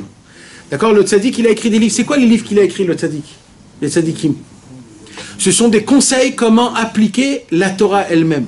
La Torah elle-même, c'est très dur de l'appliquer. On n'arrive pas à l'appliquer comme il faut, comme elle est, comme Dieu il le veut. Qu'est-ce qu'il a fait Hachem? Il a créé des tzadikim. C'est quoi les tzadikim? Les tzadikim, c'est des conducteurs, des chaliar tibour, qu'eux, ils vont nous donner des conseils. Ils vont essayer de nous créer des ponts entre moi et Hachem. C'est ça les tzadikim. Maintenant, qu'est-ce que je dois faire? Alors d'abord, je dois surtout étudier leur Torah qu'ils ont amené dans le monde. C'est-à-dire les conseils, comment se rapprocher, comment avoir la émouna, comment faire teshuva, comment parler avec Hachem, comment garder la joie. C'est ça les tzadikim. Ils te donnent des conseils mamash dans ta vie. Et toi, tu dois étudier ces choses-là et tu dois l'intermédier avec ta vie, de voir comment dans ta vie tu peux appliquer ce conseil. C'est ça de se rapprocher, d'étudier, d'apprendre des histoires, d'aimer le tzaddik. Il faut l'aimer. Pas forcément d'aller voir le tzaddik. C'est pas forcément d'aller voir. S'il serait vivant, oui. Parce que quand il est vivant, tu peux aller encore plus. Mais quand la majorité, les tzaddikim maintenant, ils sont presque tous morts. Alors on va dans leur kever, dans leur pèlerinage, on va pèleriner, voir qui veut être tzaddikim. Tu vas voir leurs livres. Tu vas demander à des tzadikim, etc., etc. C'est de cette manière-là. De se rapprocher des tzadikim, c'est dans ta tête. C'est dans ta tête, c'est-à-dire d'être un peu plus assidu, plus proche, de savoir qu'est-ce que je dois faire. Un homme, il tombe en colère. Je fais comment contre ma colère? Ça doit te tracasser. Alors tu dois ouvrir des livres, tu dois voir à travers les livres, tu dois voir comment essayer de... Qu'est-ce qu'il dit sur ça, comment il dit sur ça, etc., etc. C'est comme ça que tu arrives à faire changer des choses. Et ainsi de suite, dans ta vie, tu vas sentir ce rapprochement qui existe, de se rapprocher petit à petit des tzadikim. Et quand il y a des marloquettes, par exemple. Non, alors ne rentre pas, quand il y a des marloquettes, ne rentre pas dans la marloquette. Va là où c'est simple, va là où tu peux, va sans rentrer dans des marloquettes. Va là où tu sens que c'est... Il n'y a pas de marloquette en vérité. C'est nous qu'on croit qu'il y a la marloquette. Rabbeinu, il a dit la marloquette, elle est dans notre tête. Il n'y a pas de marloquette. Quand tu dis se rapprocher des tzadikim, c'est pas forcément amitim. Si, amitim. Surtout amitim. Surtout et que amitim. Se rapprocher des tzadikim amitim. Les tzadikim amitim qui connaissent notre... Il y en a qui sont pas amitim. Oui, bah oui, forcément. On a dit, il y a des balais gava. Il y a des balais gava. Comment on sait le reconnaître? En fonction de la simcha. C'est qui t'amène la simcha? Et c'est qui t'enlève la tzvout, la tristesse, qui te met l'électricité, qui te donne la joie, qui te donne le mouvement. C'est comme ça. Il y a plein d'autres. Il faut prier Hachem pour découvrir c'est qui les tzadikim. Et tu dois demander, tu dois supplier Hachem, et Hachem il va te les faire montrer. Sache-le, c'est simple, hein, c'est que comme ça, c'est pas autrement. Alors, je voulais dire aussi une autre chose. Il dit Rabbeinu, donc, Alideh Tzadik Shubechinat Roach Kanal Nitbatel Agahava Kanal. Grâce au tzaddik qui a cette force, qu'il a le souffle en lui, il a la possibilité de t'enlever ta gahava. Le tzaddik qui t'enlève ta gahava. Kemoshe Katouv, comme c'est écrit dans les Tehilim, Al tevoeni regel gahava. Venitbatel avodat elilim. Au moment où j'annule la avodazara, j'annule aussi tout ce qui est la avodazara. Parce qu'on avait dit que la gahava équivaut à la avodazara. La avodazara, c'est quoi? C'est quand je n'ai pas laissé place à Hachem partout dans ma vie, dans là ce que j'ai fait ou ce que je peux. C'est ça la gahava. Quand je crois que j'ai la possibilité de... C'est moi qui fais, c'est moi qui prie, c'est moi qui me lève, c'est moi qui étudie, c'est moi qui me bats. Quand je crois que c'est moi qui fais, quand je crois que c'est moi qui atteins, ça s'appelle de la avodazara. Je crois que c'est moi qui l'a fait. En fait, tout ça, Kadosh Baruch Hu. Il y a des gens qui croient qu'ils ont atteint, qu'ils ont terminé, qu'ils ont étudié, qu'ils ont un Dvar Torah, que Hachem leur a écouté une prière. Tout ça, quelque part, mes amis, si on croit que c'est nous qui la font, ça s'appelle de la avodazara. C'est le Baal Shem Tov, on l'a étudié la semaine dernière. Oui. Qu'est-ce qu'il faut rechercher? Il faut rechercher la vérité ou connaître la vérité ou qu'est-ce qu'il faut rechercher? Parce que si par exemple on recherche la vérité, on peut se dire, on peut tomber dans la gava dans ça. Pourquoi? Si une personne recherche la vérité... Si c'est Hachem qui te l'a donné la vérité. Non, c'est pas ça la question. La question c'est, tout ce que tu as atteint, c'est Hachem qui te l'a donné. Quand tu sais que c'est Hachem qui te l'a donné, tu peux plus avoir de gava, parce que c'est pas toi. Tu comprends ce que je veux te dire? Même en cherchant le Emet, tu ne peux pas tomber. Parce que même si tu le trouves, c'est Hachem qui te l'a donné gratuitement. Il te l'a donné gratuitement, c'est pas parce que il te l'a donné. Et il peut te l'enlever demain. En fait, il faut rechercher, enlever la gava. Non, ce qu'il faut chercher, c'est Hachem. Voilà ce qu'il faut. Le problème en cherchant Hachem, c'est moi. C'est ce corps. Et plus je vais être en annulation envers Akadosh Baruch Hu, c'est-à-dire briser ma gahava, plus ça sera meilleur. Maintenant, comment je le fais? À travers les tzadikim. Tout le travail, c'est de me rapprocher des tzadikim. Les tzadikim, ils enlèvent mes problèmes, et moi, j'avance tout seul. C'est que le tzadik qui peut t'enlever ton... C'est ça le conseil, en fait, unique et essentiel que Rabbeinu, il nous donne sur tous les problèmes qu'on a étudiés jusqu'à maintenant. On a étudié jusqu'à maintenant que quand un homme, il jeûne, par exemple, alors, c'est vrai qu'il enlève ses mauvais caractères, mais d'un autre côté, il se remplit de gahava. Alors, il faut faire quoi? Il dit, Rabbeinu, il faut aller chez le tzadik. Ça veut dire, comment j'enlève mes traits de caractère? J'ai de la gahava, j'ai de l'orgueil, j'ai de la colère, j'ai les passions sexuelles, j'adore l'argent, les honneurs, les plaisirs de la chair. Comment j'enlève tout ça? Alors, il y en a qui vont te dire, va jeûner, il y en a qui vont te dire, ne dors pas, il y en a qui vont te dire... Rabbeinu, il te dit, rapproche-toi du tzaddik. Rabbeinu te dit, rapproche-toi du tzaddik, parce que le tzaddik, il va te donner la joie, et la joie, c'est monsieur propre. Monsieur propre, il va t'enlever tous tes problèmes, toutes les choses, tout, il va enlever. C'est comme ça que ça fonctionne. C'est le tzaddik qui t'enlève. Et quand c'est comme ça, c'est sans gava. Pourquoi? Parce que quand toi-même, tu t'enlèves tes mauvais caractères, tu fais une avoda spécifique à toi, oui, là, tu as de la gava. Mais quand tu vas chez le tzaddik, tu dis au tzaddik, s'il te plaît, prie pour moi, travaille sur moi, fais sur moi ce que tu dois faire. Fais-moi aller dans les chemins que j'ai besoin d'aller. Enlève-moi ma gava. Donc c'est le tzaddik qui t'enlève ta gava. Donc c'est pas toi, donc t'as pas de gava. C'est le tzaddik il a juste... Maintenant, comment le tzaddik il arrive à t'imprégner, plus tu enlèves, tu t'annules à lui, ton cerveau, plus tu arrêtes, tu veux ne pas essayer de toujours tout comprendre et tout savoir comment ça fonctionne, tu laisses le tzaddik faire son travail et toi tu fais ton travail. De cette manière-là, le tzaddik il a plus de possibilités à avoir emprise sur nous. Bien sûr, mes amis, il y a des gens qui ne peuvent pas supporter qu'on leur enlève la gava. C'est très dur. C'est très dur d'enlever la gava, mes amis. Pour nous, c'est hyper normal, c'est hyper facile. À l'époque de Rabbi Israël, on voyait ce travail que Rabbi Israël il faisait, que nul autre faisait comme travail. C'était un travail qui était très, très, très difficile, qui était très important, surtout pour nous, les Français, qu'on venait de très loin, on venait de très... avec des idées, avec des consciences, avec des choses qui n'étaient impossibles à enlever à l'époque, qui étaient complètement ancrées en nous. On pouvait pas, on était très très loin de la vérité. Même si on nous l'expliquait, même si on nous l'apprenait, on ne pouvait pas la recevoir. C'était très grave par rapport à ce qu'on était à l'époque. Je vous parle d'à l'époque. C'était très très dur. On a eu ce cadeau, ce miracle, que Rabbi Israël, il est venu à Paris, en France. Il est parti, il a eu affaire avec nous. Avec nous, des gens, des publicistes, des docteurs, chacun plus gaftan que l'autre. Un plus que l'autre. Chacun, il se vantait des grands professeurs, des grands docteurs, des grands trucs. Tous, c'était des grands dans tout. Ils étaient là avec leur sagesse, avec leur connaissance, ils connaissaient tout. Hein? Ils pensaient qu'ils étaient grands. Ils étaient grands, même dans ce monde, ça veut dire ils avaient des... Non, ils pensaient. Non, mais ils étaient bémecs, des grands, ça veut dire dans le monde. Ils avaient des théodotes.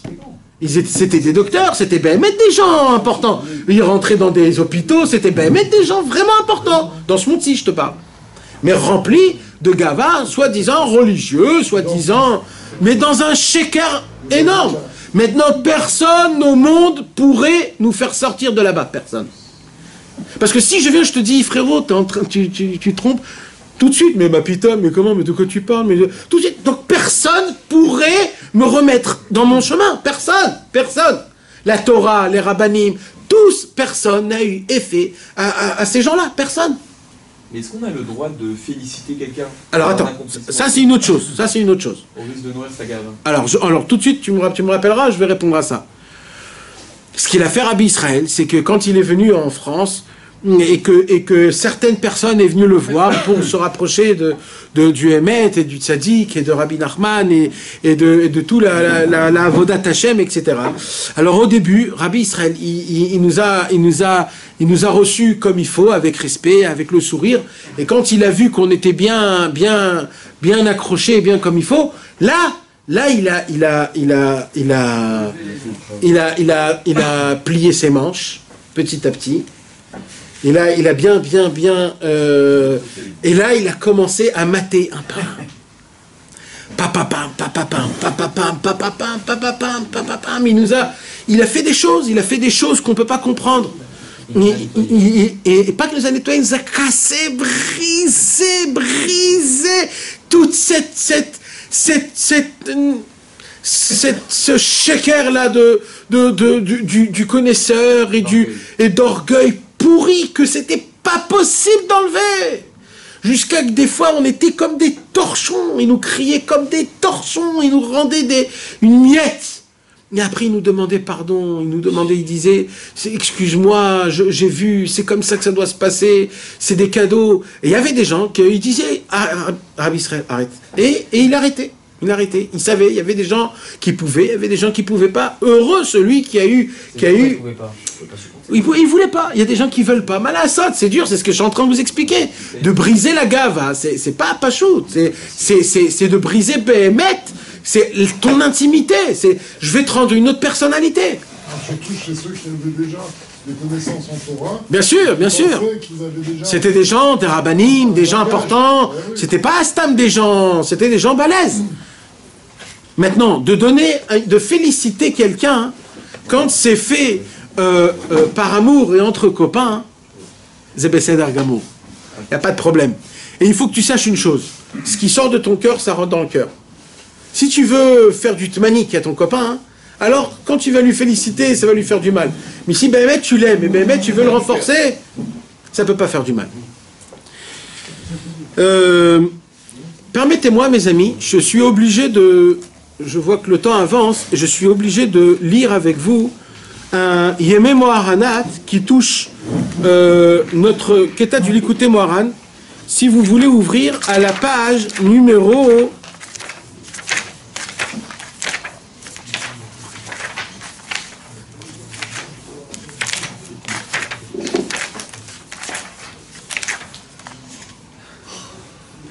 « 154. À la page numéro 154, on va lire un Yemé Moharanat de la lettre Lamed Zain. 37, pardon. Là-bas, il y a une histoire qu'on va lire qui est phénoménale. Qu'on va comprendre un petit peu, c'est quoi ce vent, ce souffle que Rabbeinu nous a donné, qui a donné à ses élèves de vouloir toujours trouver une occasion pour chanter et danser.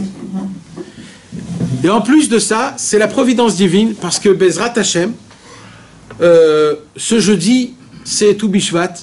Et Tou Bishvat, c'est l'anniversaire de Rabbi Nathan, le jour où Rabbi Nathan il est né.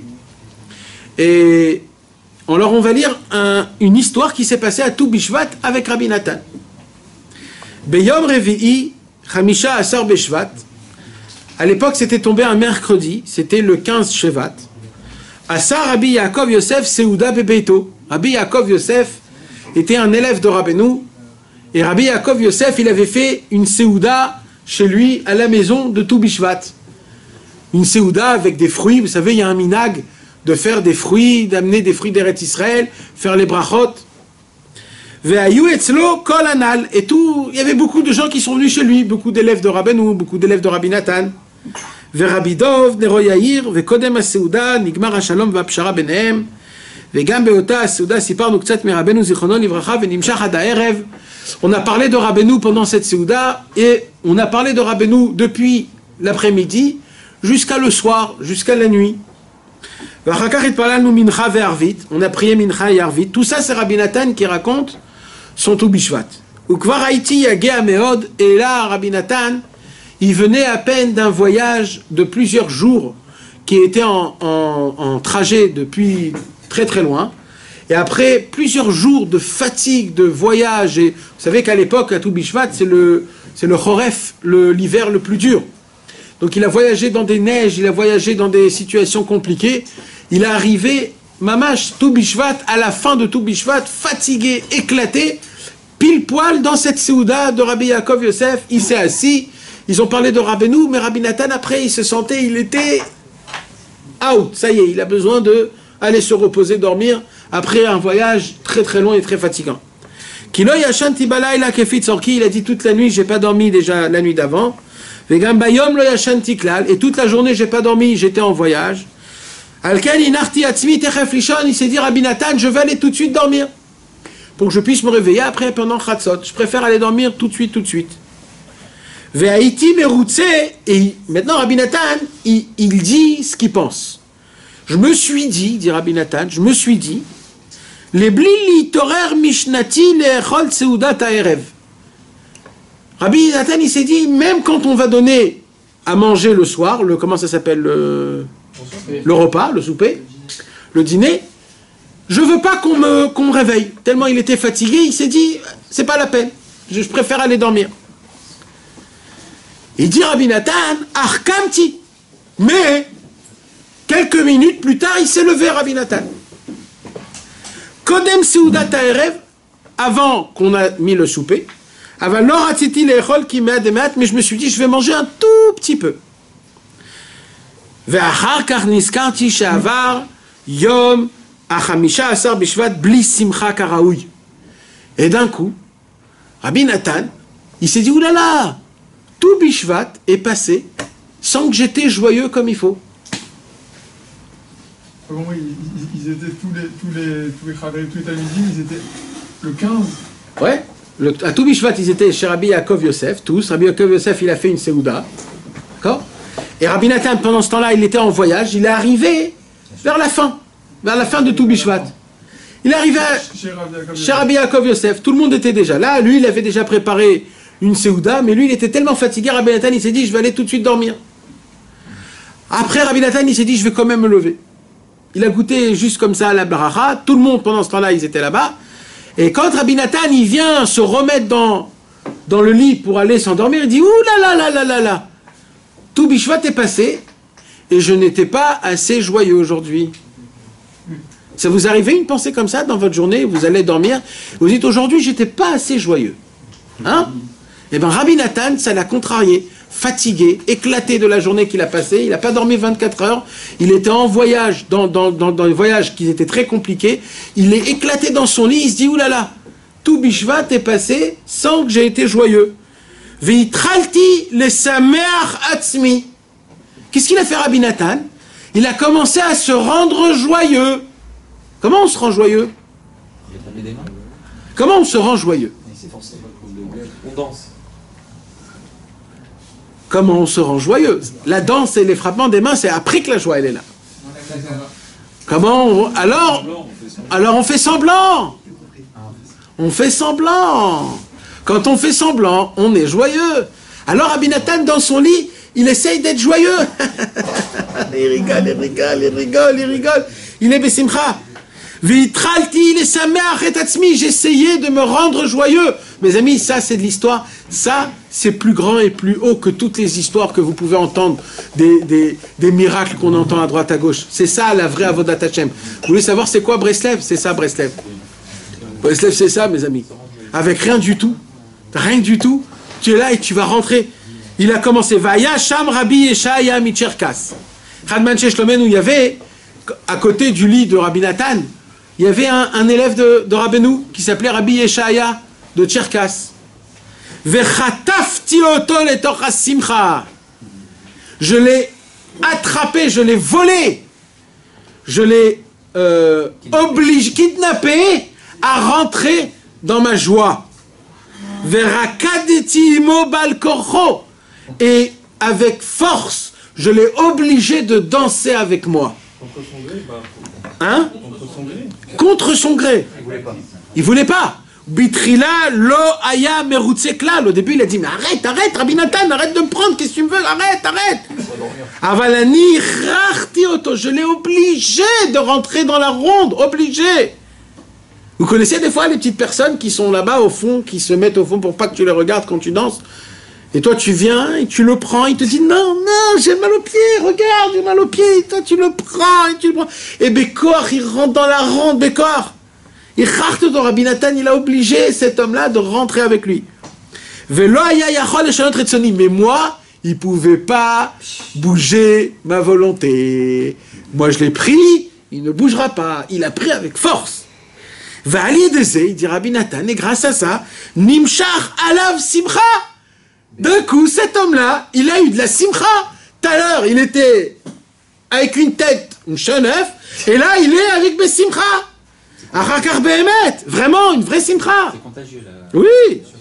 Vechamevoar etzlenu, et comme c'est connu chez nous, chez Mitrila, Tzrichin, Lachiach, Hatzmani Simcha, il dit Rabbeinu, c'est un klal que Rabbeinu il nous donne. C'est quoi le klal? La simcha ne vient pas toute seule, mes amis. Voilà, sachez-le. Voilà. Elle ne vient pas naturellement. La simcha, c'est quelque chose que tu amènes vers toi. Tu t'obliges d'abord à être besimcha, et à que après tu vas être besimcha. N'attends jamais d'être besimcha, tu ne peux pas. Tu vas être besimcha, à chaque fois qu'il y a une ronde, tu rentres, tu vas danser. À chaque fois qu'il y a un chant, tu frappes des mains, tu chantes à voix haute. Parce que la simcha, c'est toi qui dois aller la chercher. Il avait donné ce conseil même à Sarah, sa fille qui était malade. Nachon. Et elle a réussi à être besimcha quand même. Ve'achar karba simcha behemet, et c'est que après que la simcha elle peut venir vraiment behemet. Comme je l'ai entendu de la bouche de Rabbeinu Mefourash. Écoutez bien mes amis. Ve'elu me'at arikudin. Et cette petite danse que j'ai fait, ce Tu Bishvat là, Motse Tu Bishvat. Ve'asimcha be'oto alayla. Et cette petite joie que j'avais fait cette nuit-là, Aya yakar benai meod mipaz ou mipninim, était pour moi cher plus que des pierres précieuses et des diamants. Que j'ai pu briser mon corps, le lit, ma gava, mon honte, que j'ai forcé mon ami, Et j'ai brisé cette journée, je l'ai terminée, Simcha, il dit Rabbi Nathan, pour moi, ce moment que j'ai passé, il est plus cher, il est plus cher que des pierres précieuses et des diamants.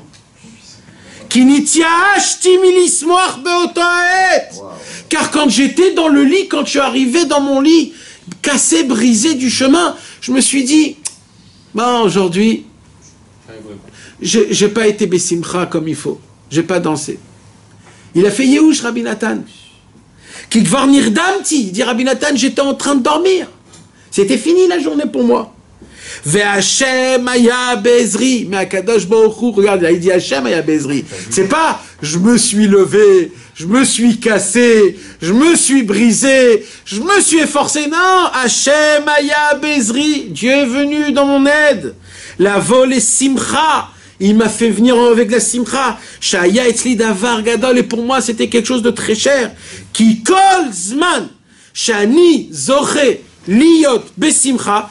Car tout moment dans ma vie que je suis méritant d'être joyeux, afilou bechol, même que c'est en pleine semaine, ou etzli yakar meod ou mitzvah gdola. C'est pour moi très cher et une très grande mitzvah.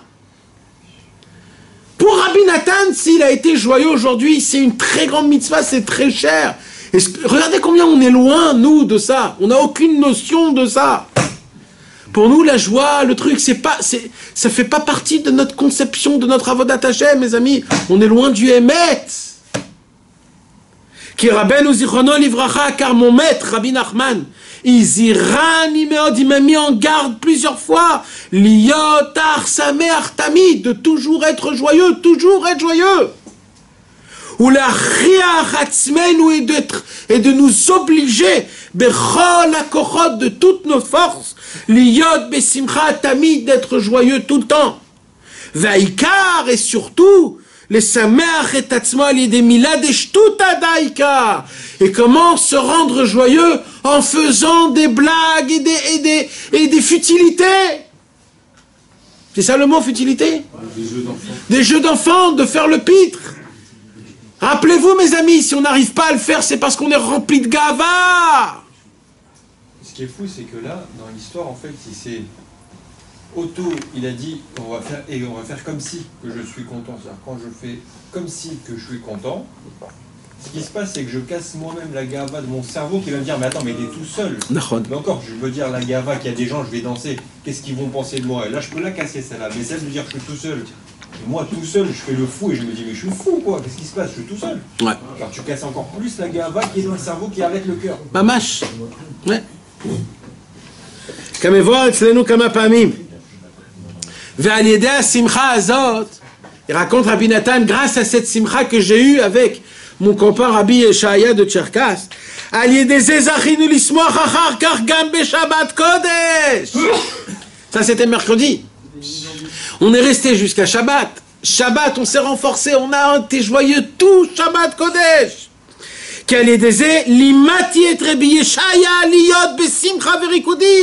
J'ai enseigné à Rabbi Yeshaya que quoi qu'il se passe, il faut toujours faire des chants et des danses et frapper des mains. Il faut s'habituer à ça. Oui, mais j'ai une question. Du coup, comme il a augmenté sa simcha, à un moment donné, sa simcha elle est descendue à un moment donné. Du coup, c'est pas bon. Pourquoi? Il faut qu'elle soit tout le temps en haut. La simcha, il ne faut pas qu'elle soit tout le temps en haut, c'est impossible. C'est que les anges. C'est que les anges qui... Nous, on est en mouvement. On monte et on descend. On monte et on descend. Nous, on doit juste faire très attention de ne pas être triste. C'est ça notre travail. Notre travail, c'est de ne pas être triste. Et à chaque fois que tu peux élever la simcha, c'est mieux. Donc en fait, on est en simcha pour ne pas être triste, pas pour être en simcha. Si, mais ça ne contredit pas. Ça ne contredit pas, mais c'est pour ça. Nous, le plus grave, c'est ce que je veux dire, c'est que le plus grave, c'est la tristesse. La tristesse, c'est la plus grande avéra qui puisse exister au monde. Donc nous, on doit s'éloigner, s'écarter le plus possible. Et en plus de ça, travailler la simcha. Alors il dit Rabbi Nathan, j'ai enseigné à Rabbi Yeshaya, je lui ai fait montrer que c'est pas aussi compliqué d'être joyeux. Il faut juste rentrer dans la ronde et rentrer et faire une simcha. Bifrat l'inyan anesia l'eret Israël aïta simcha ikar gadol etzli. Il dit Rabbi Nathan, le mérite que j'ai eu, le mérite de voyager en Eret Israël après, ça a été que grâce à la simcha. Vekol simcha ve simcha. Et chaque joie et joie que j'ai dans ma vie, dit Rabbi Nathan. Ktana ogdola, une petite simcha ou une grande simcha. Me'at verav, beaucoup ou un petit peu. Shayuli baderer, que j'ai eu pendant mon voyage quand j'étais en Eretz Israël. Akol ayu siyata dishmaya kedel ezaken olavo lesham. Tout c'était le chemin pour arriver en Eretz Israël. Je suis arrivé en Eretz Israël grâce au frappement des mains et en danse. On pourra devenir des tzadikim que si on frappe des mains et on va danser.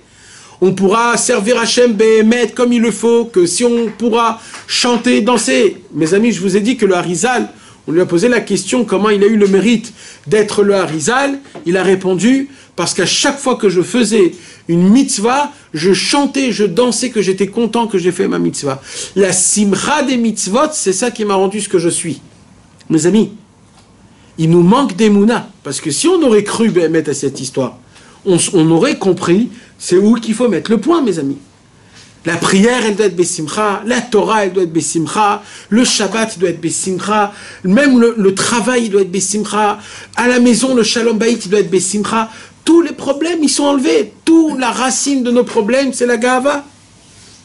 Ou Belozé, il dit Rabbi Nathan, sans la Simcha, Lo Hayef, Charlie, Lavo, Lesham, je ne pouvais pas être, je ne pourrais pas arriver à ça.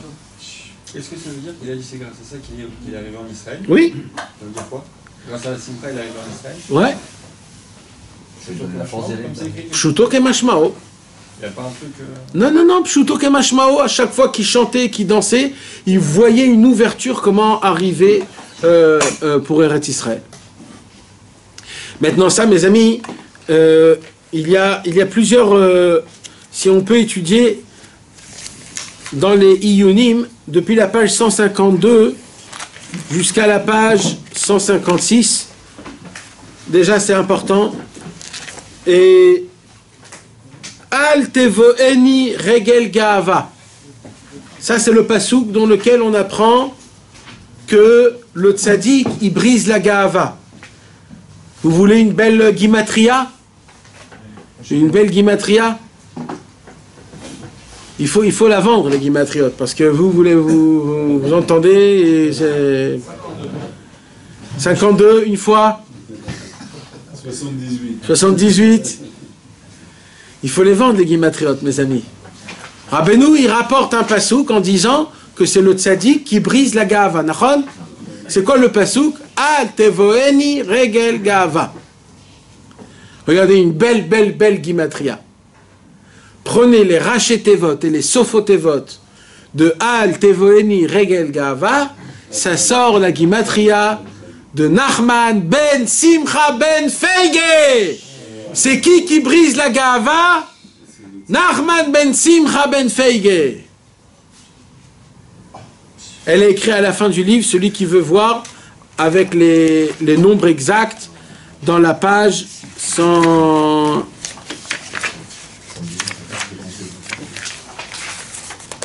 118.